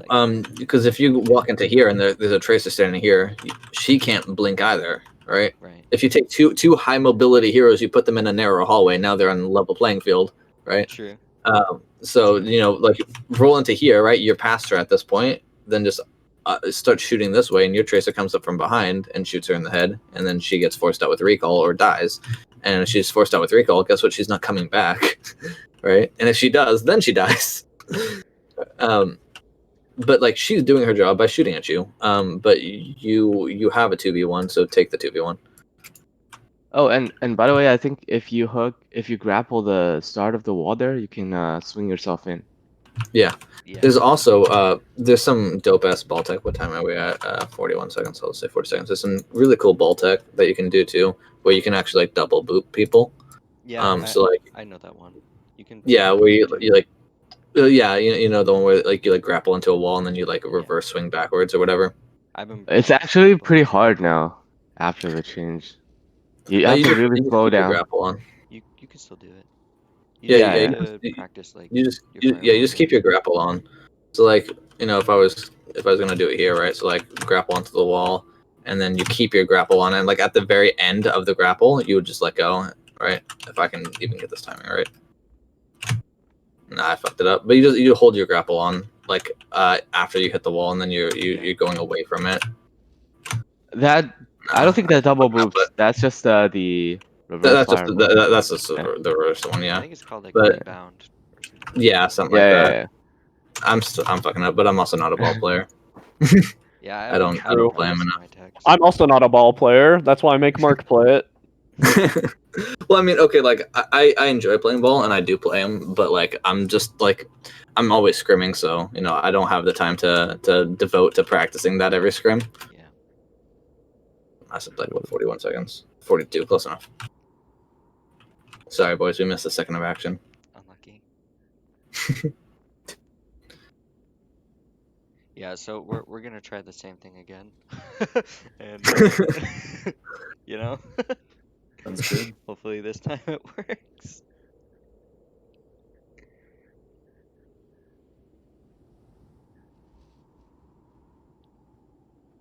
And before our team VOD review is done, I do want to go over the brawl stuff, the Rhine brawl that I've Okay. been seeing more often too. All right, let's back this up and talk about a few things. So I guess maybe one of the misconceptions I have is like how easily we're able to kite in Atria, and because like when we were on defense and they ran this, right, we saw our brig peel out and like start to go to Atria and then realize it was a bad idea, right? Because you know Yeah. a brig can't 2v1 that, but Yeah. Well, Tracer can't either. Old True. Brig could. But I guess like we're just still getting caught out when we're there, and I feel like there's something. Your timing is off. Okay. That's what it is. That's what I was literally about to talk about. Right. Your echo should be here. Your core needs to be peaking. Your echo is flying up as you guys are rotating, and then yeah, because then the echo just kites back, and like they're not hard pushing, right? They literally just show, right? Because like you see how the sig isn't dealing with you at all, Yeah. right? Because the sig is here, right? But like there's also 3 of them, and it's just a sig, so they could push out if they wanted to. They could just walk into the sig because he's alone. Which is going to force the sig back. It's going to force these guys to go up, right? Okay, so we had like the first half correct, but we I just guess- didn't have our echo rotating at the right time. Yeah, because like if your echo's popping up from here and you guys are just pushing onto the sig while you guys are making this rotation, this tracer, if she's just following you guys around, that's fine. Because again, it's a 2v1, you guys kill the tracer because the ball isn't with her. If the ball goes with her, then we win this fight here because they have a pharmacy. So there's only 2 people over here. And this Zen has no protection. So this echo just assassinates the Zen and then she pinches on this sig and then they die. Right? I guess in Mhm. my mind, the catalyst to the core peaking is Mhm. that ball tracer are already in position. But I think Normally, like yes. I'm forgetting that we need to like, you know, earn that space, not just like Yeah, no, roll out like and just sit yeah, there. no, so yeah, exactly. Like normally, yes. So like the ball tracer would be in position, and then you guys would collapse. You want to know when you do that? When they're running a 5-1, because you need that because a 5-1 is going to be stacked, so you are able to take this space for free because they don't have a ball to hunt you, right? Yeah. But they're not running a 5-1. We're back. Okay, because like you know, with the 5-1, then yes, you need these 3 angles, right? 1, 2, and then the echo for 3. You need those 3 for a 5-1, but they're not doing that. So instead, you go back to taking your little 1v1s, right? So these 3 against a 1, so that's a 3v1. That's pretty good odds. And then we have an echo against a Zen. That's pretty good odds. And then we have a ball tracer against a tracer. That's pretty good odds, right? You guys are Right. taking a 1v1 that's an Echo v Zen, which is pretty one-sided. You're taking a 3v1, which is pretty one-sided, and a 2v1, which is pretty one-sided. Or if this ball joins this tracer, then it's matched here, but then they lose on every other front because this pharmacy is going to get more value the slower the fight plays out. Yeah. And so the longer you're staging, the more time she has to get an accidental value piece in, right? Like she could just get lucky and throw a boop here and fucking lob your tracer off the map and she has to recall. Right? Shit like that can just happen just through time. Right? But also Pharmacy is playing so fucking far that if you guys take the entire fight over here at once, she shouldn't be able to get 3 rockets in before the fight is over. Right. She plays too slow. She like Pharah, like I love Pharah. I am a Pharah player, right? Like my 3 main heroes are Pharah, Hanzo, and Mei. And literally Pharah is just not good right now because she's too slow. She plays way too slow. and you guys need to abuse that. And so you go, okay, well, Far is way the fuck over there. She's not going to do jack shit. It's a 3v1. Just push that space. Echo needs to already be here. She pushes him as you guys are dealing with this, right? Like your timing is just off. Okay. Now it is off kind of drastically. Yes. Sag. But you can see the idea is there, right? So their ball does come, right? So it's the ball tracer. Welcome back. It's the ball tracer v ball tracer. You guys split yourselves though, right? You see, they're both shooting at one target. You're both shooting at two different targets. So you guys are kind of split focus, and that's why I say always focus the ball first. But that's unlucky. And you don't have blinks, huh? No, you don't. Oh, unlucky. We're gonna talk about that. Sag. Edge. Honestly, Loki, I have no idea why they made it to where you can't stand here. I feel like you should be able to. Yeah, you should. You But can do it anyways. on third point. Yeah, no, you can, but not here. Yeah, I don't get it. Anyways, so that's kind of I'm gonna say that's unlucky. But your ball also left you to die, so yell at him. Yeah, fuck you, Mark. Also, on top of that, your ball might have actually fucked the core over too by knocking this Sig closer to that Farah, because like I said, she's so far away, she's so slow that you guys can like Get it? Double fuck you, Mark. but like these three can literally just push into him, and then he's too slow to run away. He'll just die, right? Wait, why is booping the Sig in a bad idea? So based on the direction, because I had a pause, so I couldn't really see. Based on where you were coming from, I thought you were gonna be booping him like off of high ground. Oh. Meaning your three would have to follow him off of high ground. My plan was to like boop him in and then go over the edge and do the slam on him. I see. But I messed up the slam thing. Fair enough. Yeah, let's get pulsed because you don't have your tracer escort. But your core is still good. By the core, like you guys are playing much tighter here, so like this is better. You're still a little loosey goosey, but it's much better, right? But yeah, so good job on the core. But outside of that, it was just a timing thing, really, right?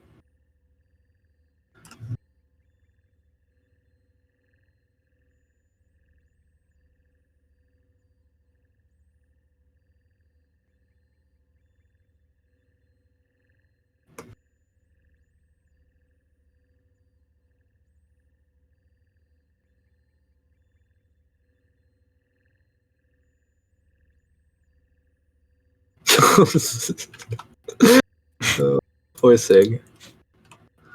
Maybe you guys don't go coast against Afara. Well, against Afara and a ball.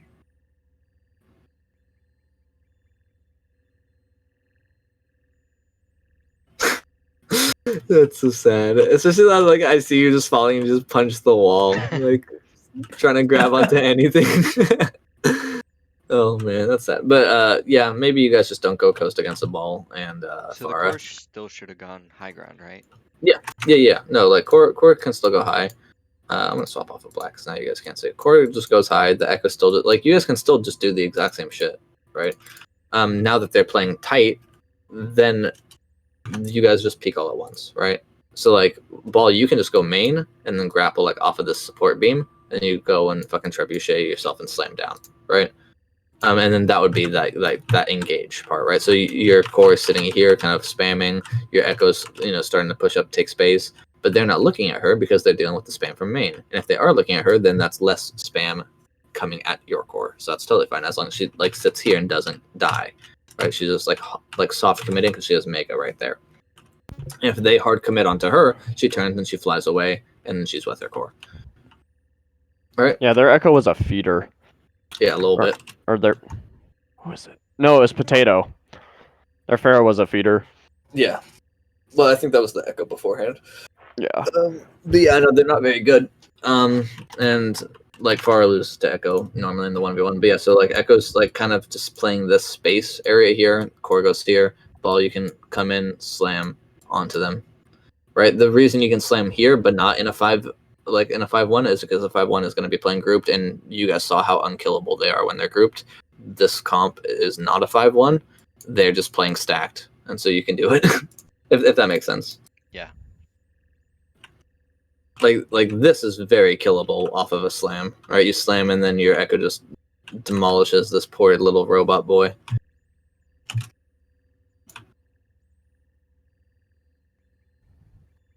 See, like that, but then doing that as a timing attack when your core is pushing in here and your echo's over here, right? Like that's the idea, but you're just out of sync.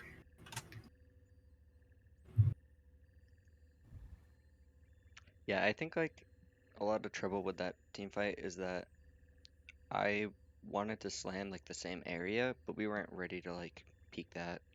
And I felt like I conveyed what I was gonna do, and then we just didn't take the angles for it. Yeah, it's just a timing thing right now because like you guys try to take coast, you got some like some of you guys got picked, you lost resources, you lost manpower, and then you went in for the slam, but we're just not set up, and on top of that we have everybody else stacked together. The echo isn't off angling at all, things like that. And now here the timing is that like your core started already, and now you're slamming in late, right? But like again, it's a timing thing, right? Because like your core wants to be peaking the same time as you're coming in, right? You should be in the air. Like, hang on, like either let's see, like this point right here, your Sig is pushing in. You should have your Echo, your Brig, your Zen here, right? Should the Or Echo your be Echo, playing with it? your Echo should actually be over here. I was just saying like she should be here just because she's closest to him. Yeah, makes sense. But no, your Echo truthfully should be like over here, right? Meanwhile, you should be in the air right about here, hitting your control button. Yeah. Right? Now, how you get here is up to you. If you wanted to go main and grapple like off of this wall here, right? So you just come in, you grapple, you swing in, you're like flying this way, you're slamming, or you're flying on the outside and slamming, right? Whatever. But you're going to be in the air right about here. Your Echo is going to be in the air right about here as your core is here, right? 1, 2, you're going downwards, and 3. Like that, right? That needs to be at the same time. That needs to be happening right here. Or right here is when these guys should be coming out and your Echo should be flying in. You see? Yeah, But so like, when I'm pushing out there, our support should be rotating with me, right? yeah, your support should be touching you. Okay. Zen should have his foot up your ass if he would have melee you. You hear that, Kame? Have your foot in my ass. I like him. Oh shit, I was muted. Yeah, he, like, he was unmuted. muted. Didn't wanna He was muted in Discord, and then I see him unmute, and I'm waiting to hear something, and it's still just silent. Yeah, I pushed up on mic. So I was a little afraid to actually go into the stairs because they have so much span. I Don't be was scared. always just peeking the wall behind Yeah, the start stairs. of this fight was kind of weird because there was like a skirmish Yeah. before they could take high ground. Yeah. Well, I honestly think clones peaked way too soon. I agree. Yeah, no, like the idea is that you guys would all just be standing right here and just don't let them know that you're here, right? If this far is starting to spam you guys, then you back up to here so you don't take that spam. But you guys start here, and then you hear Ball say, okay, slamming in now, or like slamming 3, 2, 1, and when you hear slamming 3, you're going 2, 1, and then you're here, right? And you guys But are. the thing is, if clones ever Okay. let down his shield, I eat 1 rocket, 1 Sigma ball, I'm dead. So then yell at him because that's his fault. Yeah. his shield is like 700 HP. It's not Right, but it up. But I think what Orthus is saying is that if we time this correctly, my shield shouldn't go down before we're engaging. Exactly. Right. True. Like he should be coming. Yeah, he should be I'm coming saying in. slam. Yeah, exactly. He should be coming into this fight with 700 health shield, and if they do 700 or well, fucking I guess 900 damage, then you're gonna die anyways, right? Like, Because it's remember when 700 to Orthus go said through that the shield and then to kill you. This fight Right. should be over before Farah fires 3 rockets. Like that's Yeah. how fast we should be converting That these yeah, targets. exactly. Because like Farah's fucking fire rate is so slow. Like watch this. All right, if I back this up, all right, watch how long it takes for her to fire 3 rockets. All right, like that fight, like that's how long the fight is. Okay. Right, because like she would fire 1 as you guys are first walking out. That's when the sig shield goes out. Right, she'll fire the second one into the sig shield. The sig is gonna basically be dead or almost dead. Right, because she's firing that first rocket into that sig shield, and then her whole team is getting slammed up, and then she might not even fire another rocket into the shield. She might fire it into the fucking ball or into the echo that's now killing her. Whatever. So if you guys time it properly, you're gonna be very low on the list.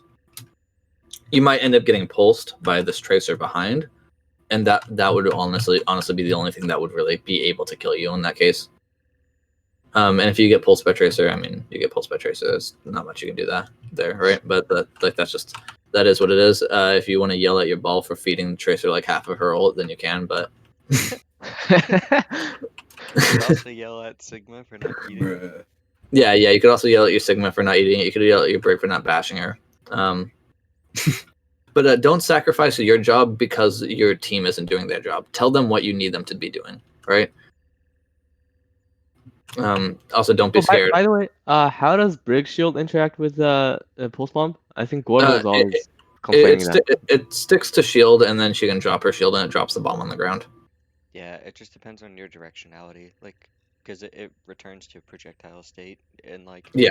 you can walk into it and hit a stick. It functions the same as like a Hanzo sonar into like a Rhine shield, and he drops shield, and then the air falls to the ground or shit like that. Now the big thing though with Brig is if she's gonna stick it, she needs to drop drop it, the bomb, re-put up her shield, turn and bash away. Otherwise, she'll just die because she's too close to it. Just because of the timing of it, or she can just hold her shield up and then it'll blow up and break her shield. But then that's that's whatever. Like, right-click twice to. Yeah, exactly. Yeah, so there's ways about it. You just have to be kind of smart about it. Otherwise, you'll kill yourself or potentially teammates. Like there was one time I was playing like a Kree, and I was stacked with our Brig, and our Brig dropped the bomb, and as it was falling, it stuck me. And so I was yelling at our Brig. I was like, "Hawk, you fucking feeder."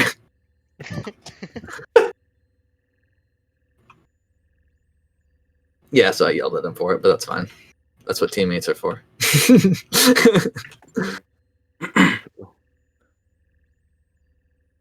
I remember like in the game, I was like, "How the fuck did I get stuck?" And then we watched it in VOD. I was like, "Hawk, are you kidding me?" But yeah, no, I mean, but that's why VODs are important, because that way you guys can see like here the biggest thing, it's a timing thing, right? Like clones went too early, Trouble went a little too late. It's a timing thing. Big barrage though. Huge.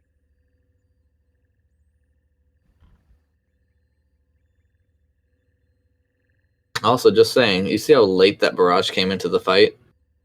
Like Farah is just like her pacing is so slow that she just play fast and you'll be fine, right? You need to play fast, play coordinated, right? Like a good timing attack, that Farah isn't going to do anything.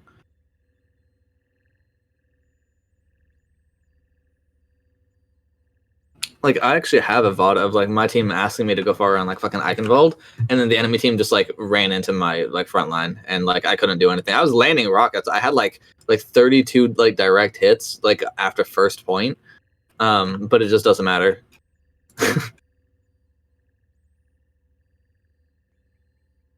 Wait, did George land a pulse bomb on the tracer? Yeah, that's kind of big. Holy fuck! This man is a god. Gorba wishing he had bash.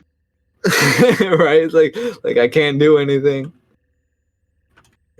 Alright, you guys cap this, which is good. Do you want to keep going on the attack of this map? Do you want to go to the next map? Just because I know that we're actually coming up to 3 hours now. Let me check real quick. What do you mean? We're only at 2. Well, yeah, we're on to going towards 3. Oh. I mean, a lot of it seems to boil down to us not short stacking and not knowing the timing for our engages or having the T's already set up ahead of time.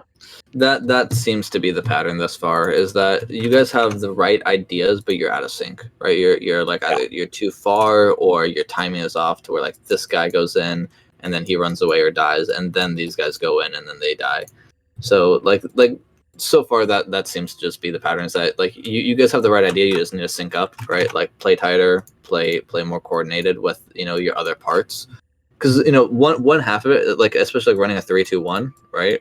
Like a 3-2-1 or like a 4-2 or, you know, even like a 5-1, is, you know, like these three need to know how to play together, and they need to know the timings for these other two groups. Yeah. The 4-2, they need to know how to play together and know the timings to sync with one another. The 5-1 needs to know how to play together and sync with one another. So it's, you know, it's just a matter of learning how to play within your group and then learning how your group fits in with the other groups, like the timings of that. So for the Temple of Anubis game, it's defense where we play 3-3, and I think it's literally like 2 team fights and we lose both of them. So Okay.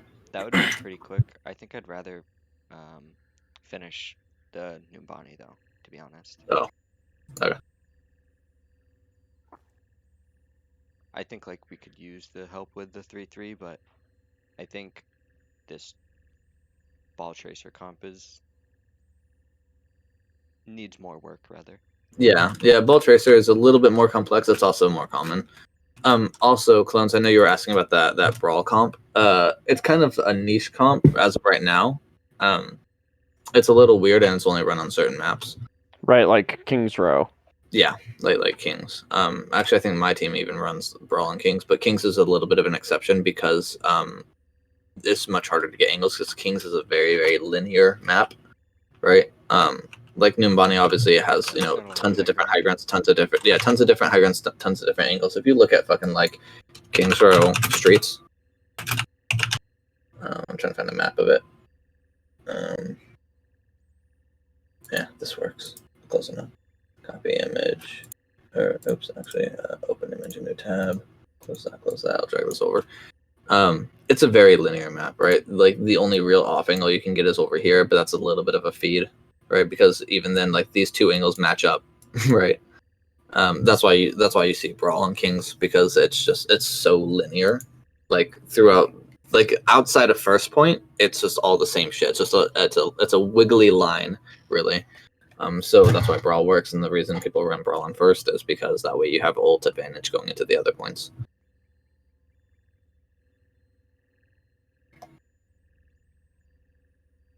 Yeah. Does that kind of help, like, clarify that at least just a little bit? Mm-hmm. Yeah, like Brawl definitely has its moments, right? Because you also run Brawl on like Legion Control Center, and you run it like a type of Brawl on like Oasis University. But like there's some maps where Brawl's just going to be played on just because you're not able to get angles, and it's a very linear map. But then more often than not, that's not like the standard go-to on any given map, right? If you were to just pick a map at random, the odds of running Brawl are much lower. Right now it's either you run Sig Ball or you run Double Shield. Yeah. Oh, also like Nepal would be another, like a Nepal village would be like another Brawl map. Yeah. Yeah. Like really linear, tight, enclosed. Yeah, exactly. But yeah, you'll know those Brawl maps because it's either like, yeah, it's either super linear or it's super like enclosed, right? So like Streets face here, if there wasn't the high ground, it would be Brawl, right? But there is the high ground, and this part of the map exists, right? Like the fact that this exists and all the high ground is why it's different, right? But like if you were just on Streets, right? Like if this was the map like this, and this catwalk didn't exist, and this area didn't exist, it was just like this, because that's basically Kings. Because Kings has like some side stuff, but it's much smaller, right? That's why you see Brawl. So like either super linear or like, you know, if you go to like, you know, a map that looks like kind of like this area right here, right? This is both linear and like super close quarters. So you see Brawl like that too. Yeah.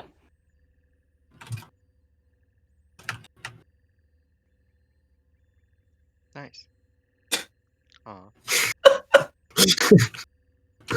Look in the replay viewer, dude, I swear. Also here, Echo can sit point and everybody else can take space. That's the same thing on Route 66. And same thing on Hollywood. But don't Echo you want can the set Echo cart. to off angle from coast? Yes and no. Because the ball tracer can off angle from coast and you put the core on the high ground here. I guess it's just more about having the core on high ground. That makes sense. Yeah. Yeah. Because, you know, they want to be able to spam and they can drop off of high ground anytime. Double sick. Let's go. Yeah, you guys kind of just roll streets phase. I think we get stalled here at the end, though. Maybe. Let's see what happens. Ball tracer on the ball. Let's go. That's how it should be. Wait, Yep, what happened? You guys were doing so good. Why'd you stop?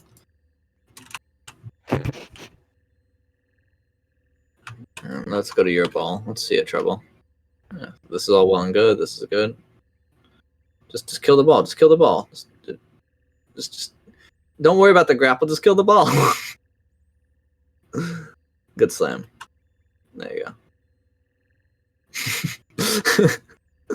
As clone somehow does not die. Trouble. The one thing I'd say is right here, like you're trying to get like the grapple, right? You know you can throw out your grapple without being in ball form, and it will put you in ball form. Yeah. So just do that, so that way you're not rolling around like this, right? Like you can just still be like shooting, right? So like you're still in Yeah, I ball had form, no and idea also what was going on in that situation. I honestly Yeah. didn't have a plan there. also like you kind of turned your attention away from the ball to kill the tracer. She fucked up, which is why she dies. Right. Right, like because like you shouldn't be able to kill her there, right? Like if I go to where is she? She's over here. Right, like see how she's like always on you, like she's doing her job. But then like Oh, she had recall. her I big, didn't realize that. yeah, right. Like she fucked up.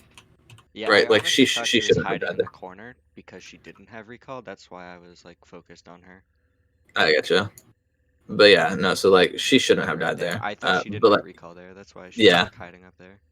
yeah. But even then, that like you just simply don't know. And that's why you always go for the ball first, because surprisingly, ball does not have recall. Imagine. Right? Imagine not having recall. But yeah, so like you guys just need to like be focusing on killing their ball first over the tracer.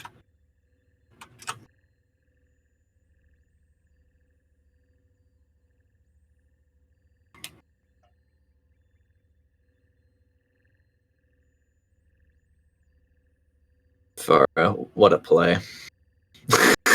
She dies to grapple. Just popping off. It was totally accidental. I was like, I'll take it. No, it's still funny though. Oh, unlucky for Lux. Wait, no, they're C9. No, we just murder half your team. Oh, yeah, Huge. that's true. But yeah, no, the Far is kind of bad. But you see again how late that barrage comes out, because Far is so slow that she's just not viable. Wait a sec, is this where I run Rhine on defense? Yeah, but we're not watching it. Yep. Fuck you. Did you want to see Anubis? Yeah. Is I this where think we it's, play like, shit? Literally 2 or 3 team fights. Oh yeah, it is. We played this so poor. Because we just let the Hanzo flank us. No. Yo, I can send you guys a comp game of mine. It was a 35-minute game on No. Volskaya. It was 8-6. No. No. I'm gonna pass on that one. Yeah, no. Everybody wanted that game to be over. Dude, the devs even wanted that game to be over. Everybody wanted that to be The over. replay viewer was crying. 6. Yeah. But yeah, That's, Echo, that's a league game, bro. tell your Echo to grow a pair of wings and yoink this BAP off this mortal coil and then flank them. right, because we should be running a 5-1 here, right? Not a Yeah. solid 6-stack. Exactly. And if your Echo doesn't want to go up there, she can fly into this window here and sticky like that, or she could even be playing out here and use her fly and then be spamming like this. Yeah, So because we- she'll even run against a Hanzo. So should we be playing to like the strength of the break and trying to like push into them? You can, I mean, but obviously you can they have to be low. Well, like, yeah, exactly. You wait for them to be low, right? You want to spam them and then brawl them. Well, how do you spam them out? Well, if you put an echo up here and then she throws, a bunch of stickies into this choke, Then we these can guys are brawl. gonna get, yeah, exactly. These guys are gonna get hard fucked, and then you guys Right. push in, and then the echo drops down and beams them from the back. But right now our Echo's getting like very little value because she's playing with the team rather than playing on an off angle. Yep, and you can see that with this right here. Boom. Oh, it was almost nice. Almost. That But seems yeah. so. Exactly, the Sig and well, Echo's basically being outdamaged by everybody except for Orisa. Korba has all zeros.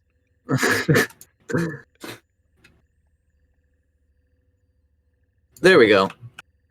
Echo is being outdamaged by everybody except for Brig. Also, Brig, just fucking throw your whip shot off cooldown. You'll eventually hit shit, and it'll help you save some packs. Your Echo flew away somewhere. I don't know where she went. Where is she? Step right. Oh, now she's doing it. Oh, unlucky. But like, yeah, see, like even there, right? And you see like her damage spikes up, right? At least it was a good idea, right? It was a good idea. She just fucked up a little bit. Normally, as Echo, I start here. Like this is where I play. And So you'd rather actually, have like the shift to fly back to your team, basically. exactly. Makes sense. Holmar Oasis, Kings Row, Jungle Hollywood, Holmar Oasis, Nepal, Anubis. Hang on, I don't know how this goes, but watch. Let me just see like what my team is even doing here. Oh, it's with these guys. Oh, we're on attack, and let me just swap it to like our defense. You guys play ball tracer on defense? Yeah. Oh, I'm running here instead of the Echo. Unlucky. Yeah. See your tracer. All that. No, what was she doing? Playing with your main tank. Oh, did she push ball off the Yeah. fucking thing?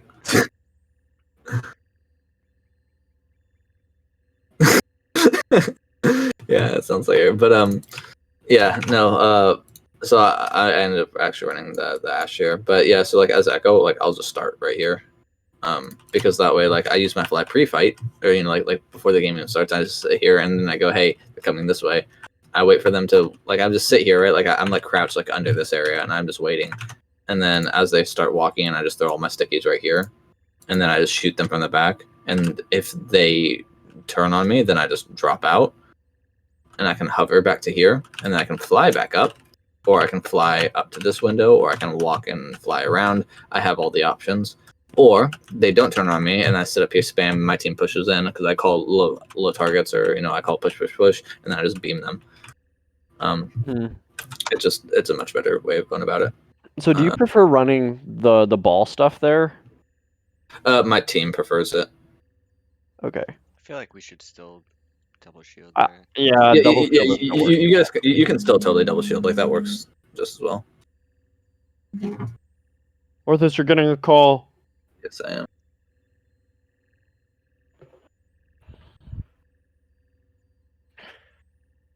So yeah, we don't take the off angle, and then trying to get good pulls going on. Who gets picked? Yeah, you guys should be pull sticking, right? Like you pull sticky, right? And your calling Orisa needs to. pulls. Yeah, okay. I was gonna say your Orisa needs to be calling pulls. Your Echo needs to be in a spot to follow up the pull. Yeah.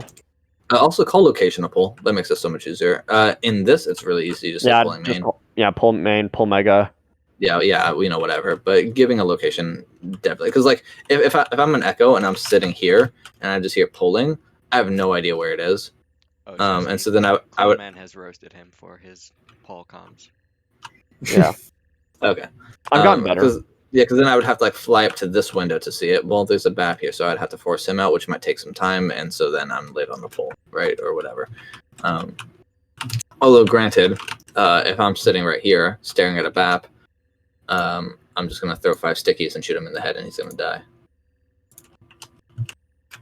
Actually, have I ever shown you guys the fucking clip of this dude in my scrims trying to do like the fucking Doom rollout on Li Zhong? No. Alright. Well, I'm going to pull that up. It'll take just a second, and I'll show you exactly what I'm talking about, but it'll also show you why you don't do stupid rollouts in 4.3k scrims.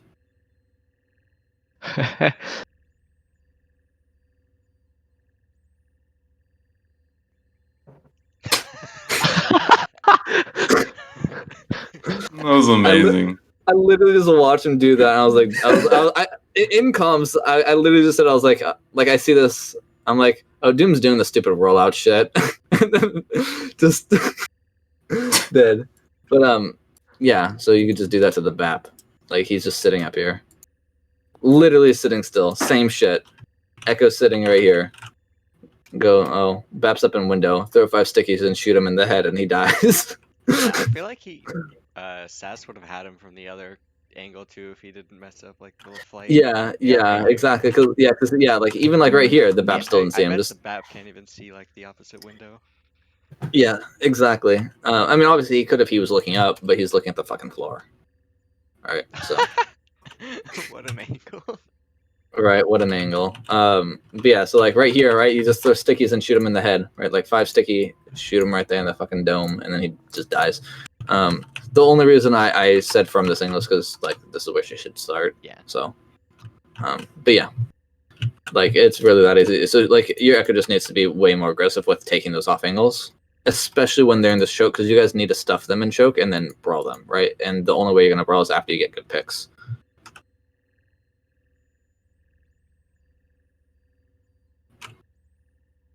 That's also another reason why like being over here is good, because as you guys push in, if your Echo's here, then you guys stack the angles, but if the Echo's here, then she pushes. Right? Because the thing is, like right here, the Echo can actually throw stickies like this, right? And then they're backing up into all the stickies, or they have to like sidestep them, and then they're splitting themselves, shit like that. Or she could throw stickies like that, right? Or do like a U shape and throw them like that, or throw them like this, right? But yeah, things like that. So that way you guys can stuff them in choke. Cause like this is where they stabilize, but they can't stabilize here if they've been, you know, like getting like side pounded by an Echo. So Echo needs to be more aggressive and take those angles. She needs to limit test a lot more. Like, don't be afraid to int, because then just learn from that and go like, oh, I kind of fed there, and then just don't do that again. But you know, push those limits, see what you can get away with. Like sometimes, as weird, like okay, obviously, you know, everybody wants to be like a calculated and like planned, you know, tactical like player, but sometimes y'all just gotta fucking whip it out and just like, let's just see if I can get away with it. Like fucking like flank shatters, right? Like sometimes you just gotta do it to them. It's the stupidest shit in the world, and sometimes it's like, yeah, that's just a throw, right? But like, you know, high risk, high reward type of shit, you know.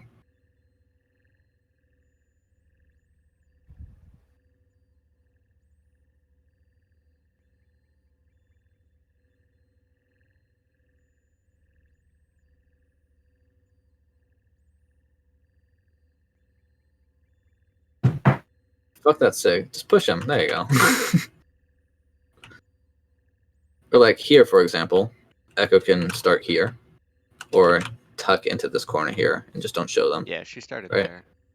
Yeah. But like she can just stay up here. Like she has no reason to leave.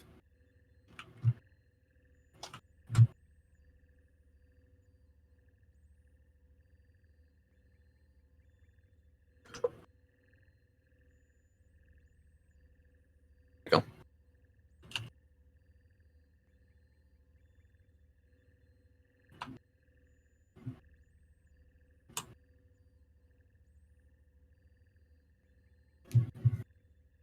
That's good sticky value. At least it should have been. I'm gonna back that up just a little bit and just see it.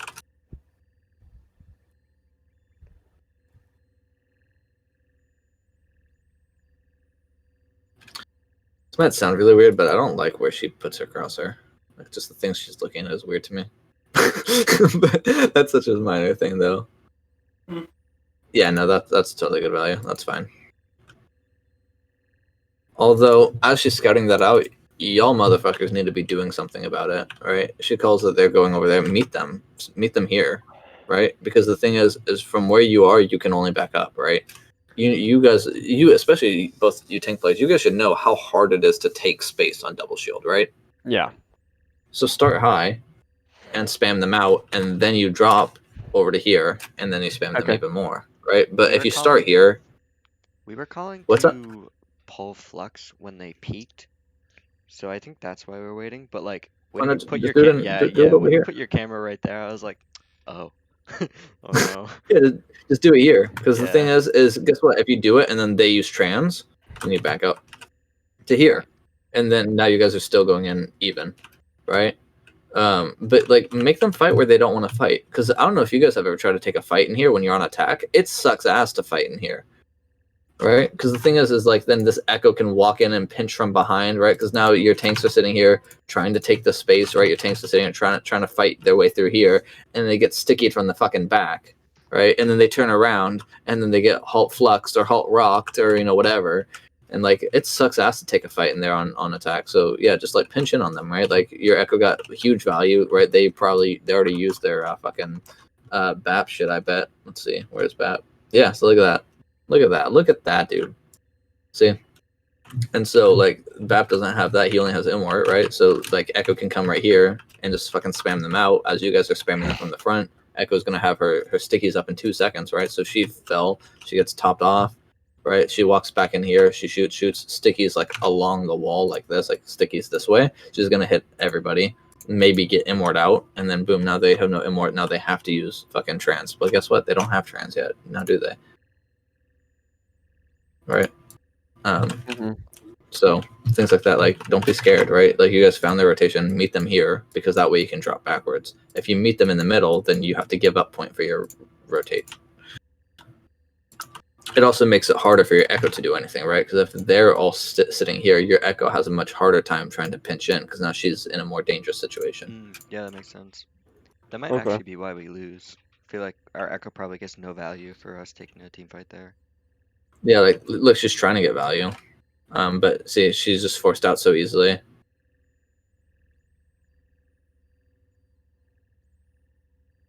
It's the trans, yeah. Also, Kree probably should have been playing with main. I like the I was idea. like, I fell off. Oh, okay. I like the idea. If you fall off, just go back on. You can jump up this little space here too, so you can just walk up to here and jump up and then walk over like that. Or just take the stairs and whatever. But just go back up. Your core needs you. Let the echo do that. I like the idea, but just let the echo do that because she can get out, but you can't. Right. And yeah, you guys just take that fight way too late, right? Like they won first point without using ults, so you know they have ult advantage. So you want to take fights before point. You get them to use their ults before you're fighting for point. You know. Yeah, it's one of those things where like we get caught out in rotation and get mad about it, but then we're not catching other people out in rotation. Yeah. Yeah. Exactly. Exactly. That makes sense. Is there anything else you guys wanted to go over? I have to go in 30 minutes, but like if there's more stuff that you guys want to talk about, like feel free to bring it up. If you wanted to do the rest of like Numbani, we could clones. I just wanted to get Anubis out of the way. I did want to look at what we just when we played yesterday. I felt Yeah. like we were rolling them at first. Thursday, you mean? Yeah, Thursday. Fuck, that was 2 days ago. I hate everything.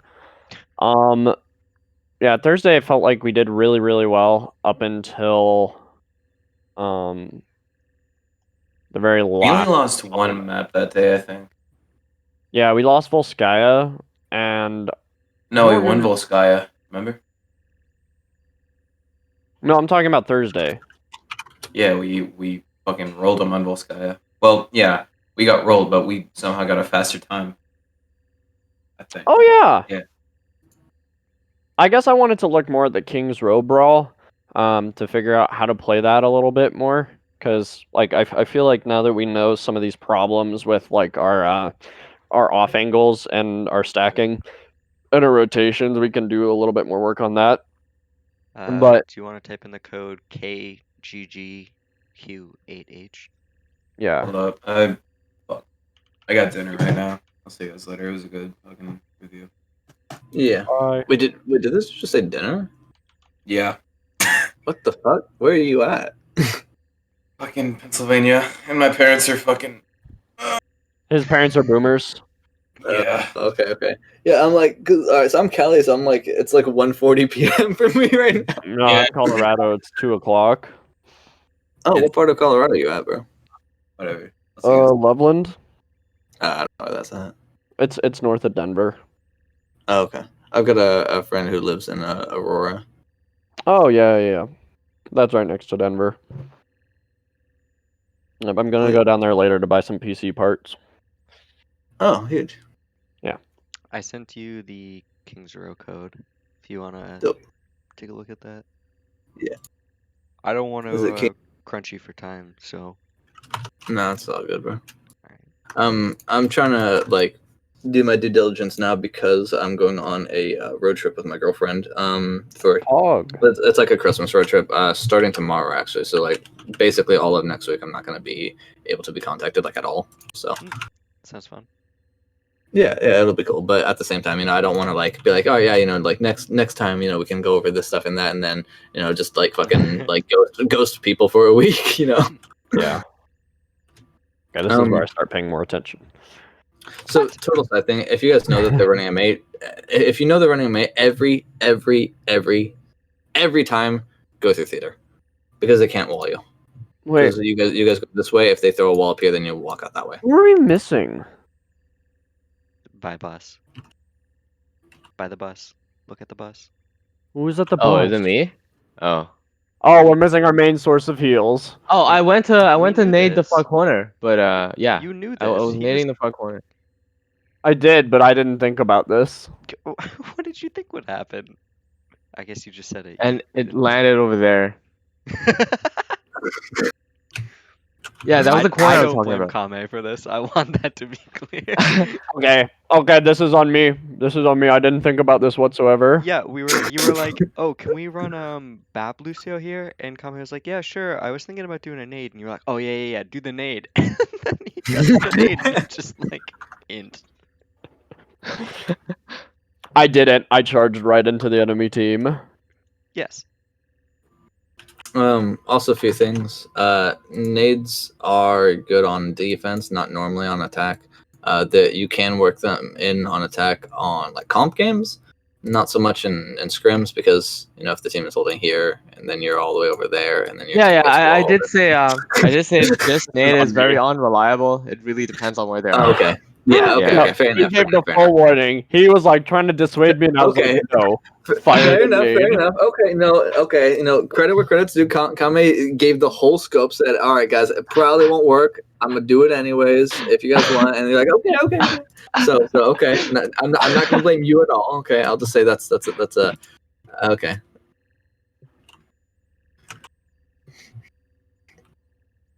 You guys should just back out. You're not gonna get anywhere right now. Oh, George is no longer here. I was gonna ask him what the idea was with the wall, if he just messed it up. Or... Don't know. That's all good. Well, now you guys He can kept push. saying he was messing up my walls, so I'm just gonna assume. Fair enough. Also, another thing: whichever team walls first wins first. Normally. Yeah.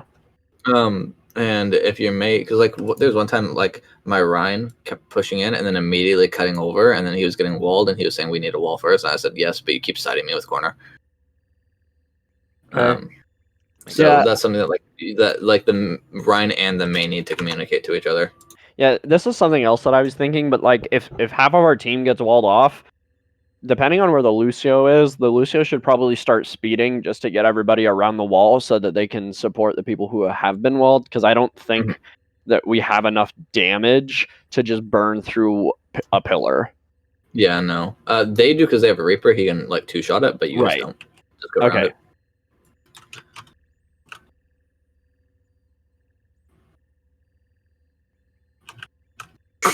What the fuck, Reaper? He teleported at the top of statue.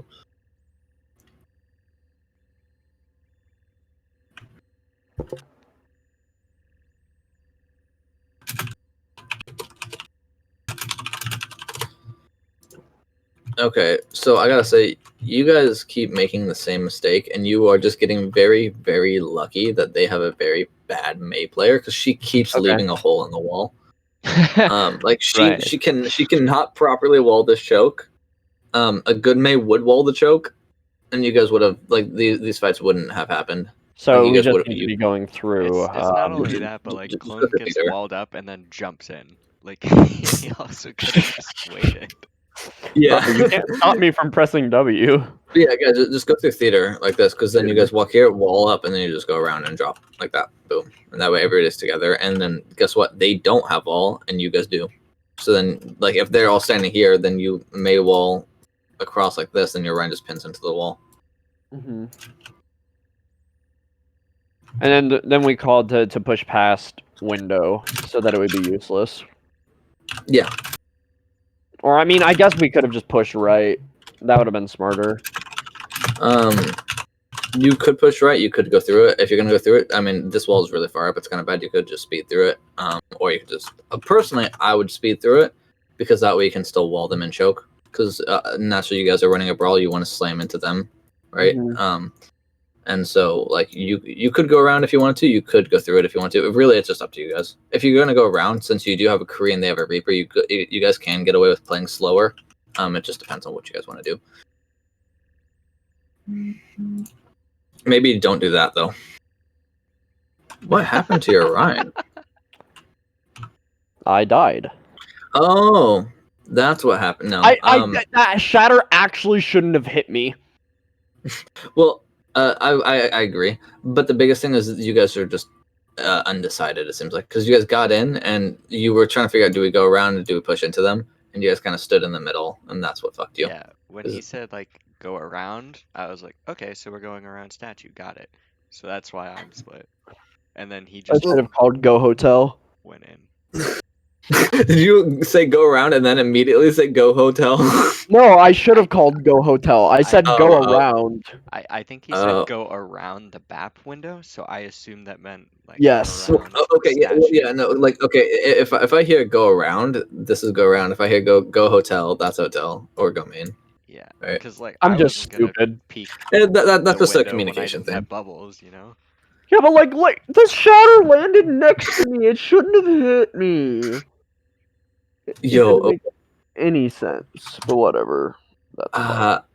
I think I don't know if I saved it. What time are we at here? 1:30. Give me 1 second. Did I save it? No, I don't have it saved.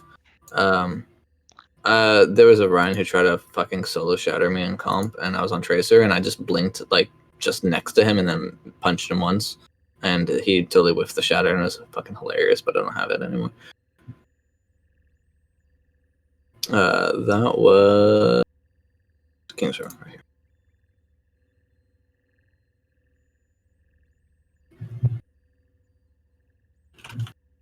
I said what 1:30.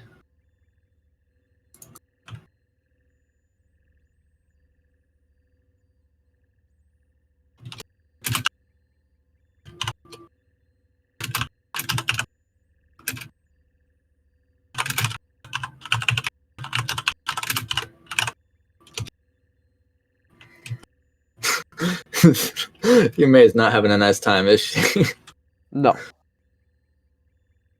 No, George is sad. Also, if you guys want the big brain strats, you pop the noon like you do like nano noon, and then they wall him off, and then you wall him up. Right. Yes, Didn't I've even seen think that. about that. That's a Overwatch League strat. I remember. Yeah. You're right. Overwatch League. It's like, why Yeah. everyone's running this comp. I thought that was Yeah, the but whole yeah, point no, of us that's being the on thing, yeah. this. Yeah. So you noon, so they wall it, and then you just boost them up. You just tell you tell your create noon and stand still, and that way he doesn't like accidentally walk off the wall. It makes it easier for the May. But yeah. Just wall him up, and then he walks across the wall, and fucking Newtons because they don't have wall for it.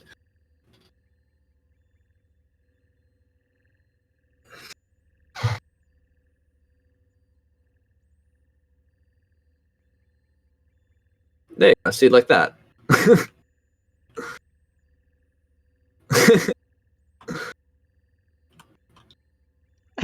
George and these walls. Also, we might have fucked ourselves over by using beat there. Just because we want beat for the blizzard or for shatter. Not really for flux. Because like you can't really afford to aggro beat here because you need beat for 2 ults. And then we get caught with our pants down. I wanted to grab Window Fire Strike, but it Cute was all window. done out of order because Trouble got caught in the rotation. He was hiding, and they saw him hide. Oh yeah, no, that was too late. Don't force the plan though. Like if it fucks up, just take the L and save. Cause like that poor window. Because they already committed everything. I thought mine as well. No, just save it. Just save it. Don't say that. Don't say, well, we've already used all these ults. Let's just throw in another one. Might as well. No, don't say that. Just save it for the next fight. Okay. Because you can still window fire strike. You just don't have the grab. Oh, because I thought clones didn't 5-strike, so that was my bad. I didn't see it behind the wall. Good wall. It just came out a little late. Yeah, he walled off clones here and he died. Yeah. Yeah. You guys are playing to split. That's why. Look at how tight they're playing, and then you guys are like all over the place. Yeah, our version of stacking is just staying within Lucio's speed boost or Yeah. Try to just make it a little tighter, you know, because then you're gonna get walled. Right? Like she has 3 blizzards, she could wall like this, and you guys like this fight's over. Like even like yeah, no, like that. This fight is just over, right? Even though okay, I actually thought that was her blizzard, but even if it was your blizzard, she still could have thrown that wall up, and this fight would still be over because then they could just push into these 2, and you would lose your Mei and your Ryan, and then well, you have no front line.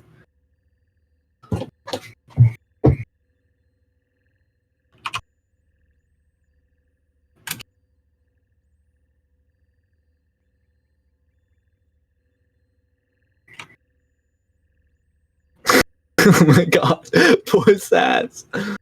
Just got back alley prison pummeled.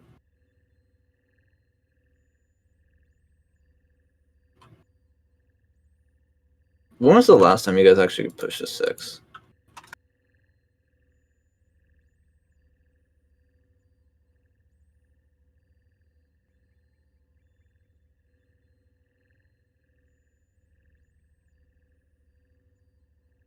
Right now, you guys are taking a lot of stagger fights. What? This isn't comp?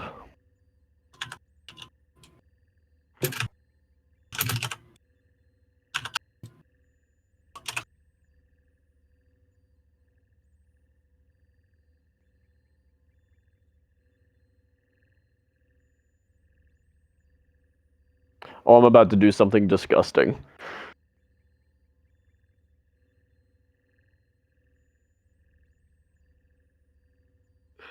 you mean shield? No, this. Shabam! Jesus Christ. You guys used so many ults. What do you mean? Oh, we used 4. Yeah, but did you see the charge out of the freeze into the 180 shatter? Catching 5? I feel did, like it was good. We're It was watching big. Kings Row just so he could say that. Yeah, that's 2 ults right there. That's 3. Mm-hmm. That's Oh, that's their blizzard. That's their blizzard, and then I just That's shabam! 4, Oh, and only then that's 4. 5. It was just 5 ults to get 6 kills. Yeah, I mean, I guess we didn't need to use the grav. The, Or window. the beads, maybe not. I don't know.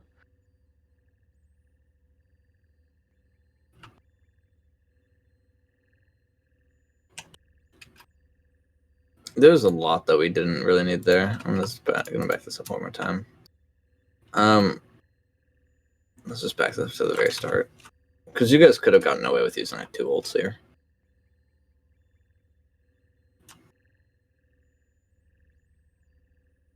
So like they wall you guys because you aren't stacked. They flux. Just use lamp for flux, not beat. Because we need beat for blizzard or shatter, and they have blizzard and shatter. Because what they should have done is they're a little bit off of it. They should have waited just a little bit longer, or this may should have been a little bit better, and then throw the blizzard under you guys in flux. But yeah, you guys use beat and lamp.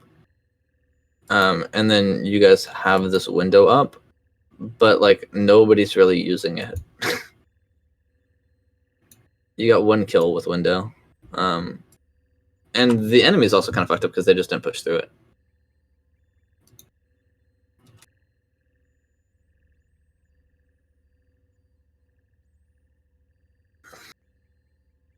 And we've also probably done a new grab there.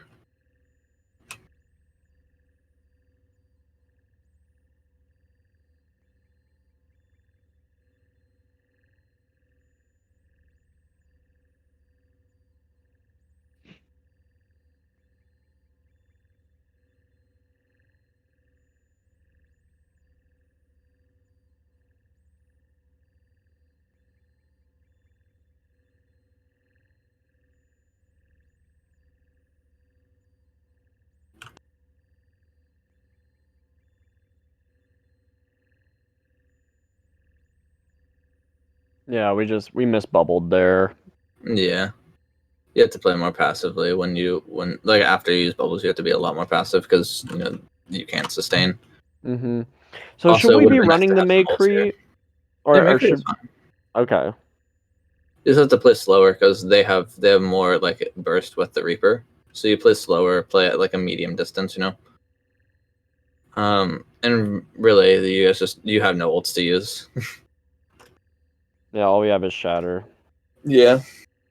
I'm just Just gonna 'cause get we- fluxed anyways. Yeah, because we like really over ulted last fight. Right. I guess I could have waited to use shatter. That might have been winnable. Yeah.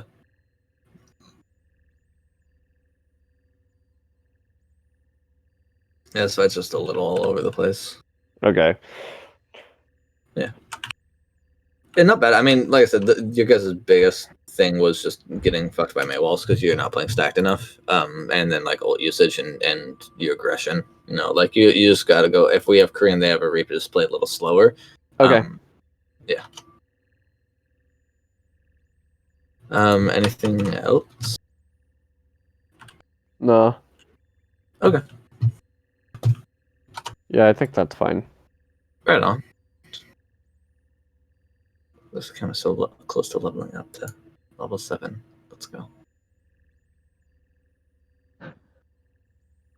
I felt so bad. I did the hero rotation thing. Or no, not this one. It was the one where like it would change everybody like at the same time. Yeah. And I had 41 kills in first place. Second place had 11. Wow. Yeah, y'all want the codes for it? It's kind of nutty. I've got another one where I did a normal death match and I had 20 kills and second place had 4. That game was like 2 minutes long. 3 minutes long, I think. So basically, you're a god.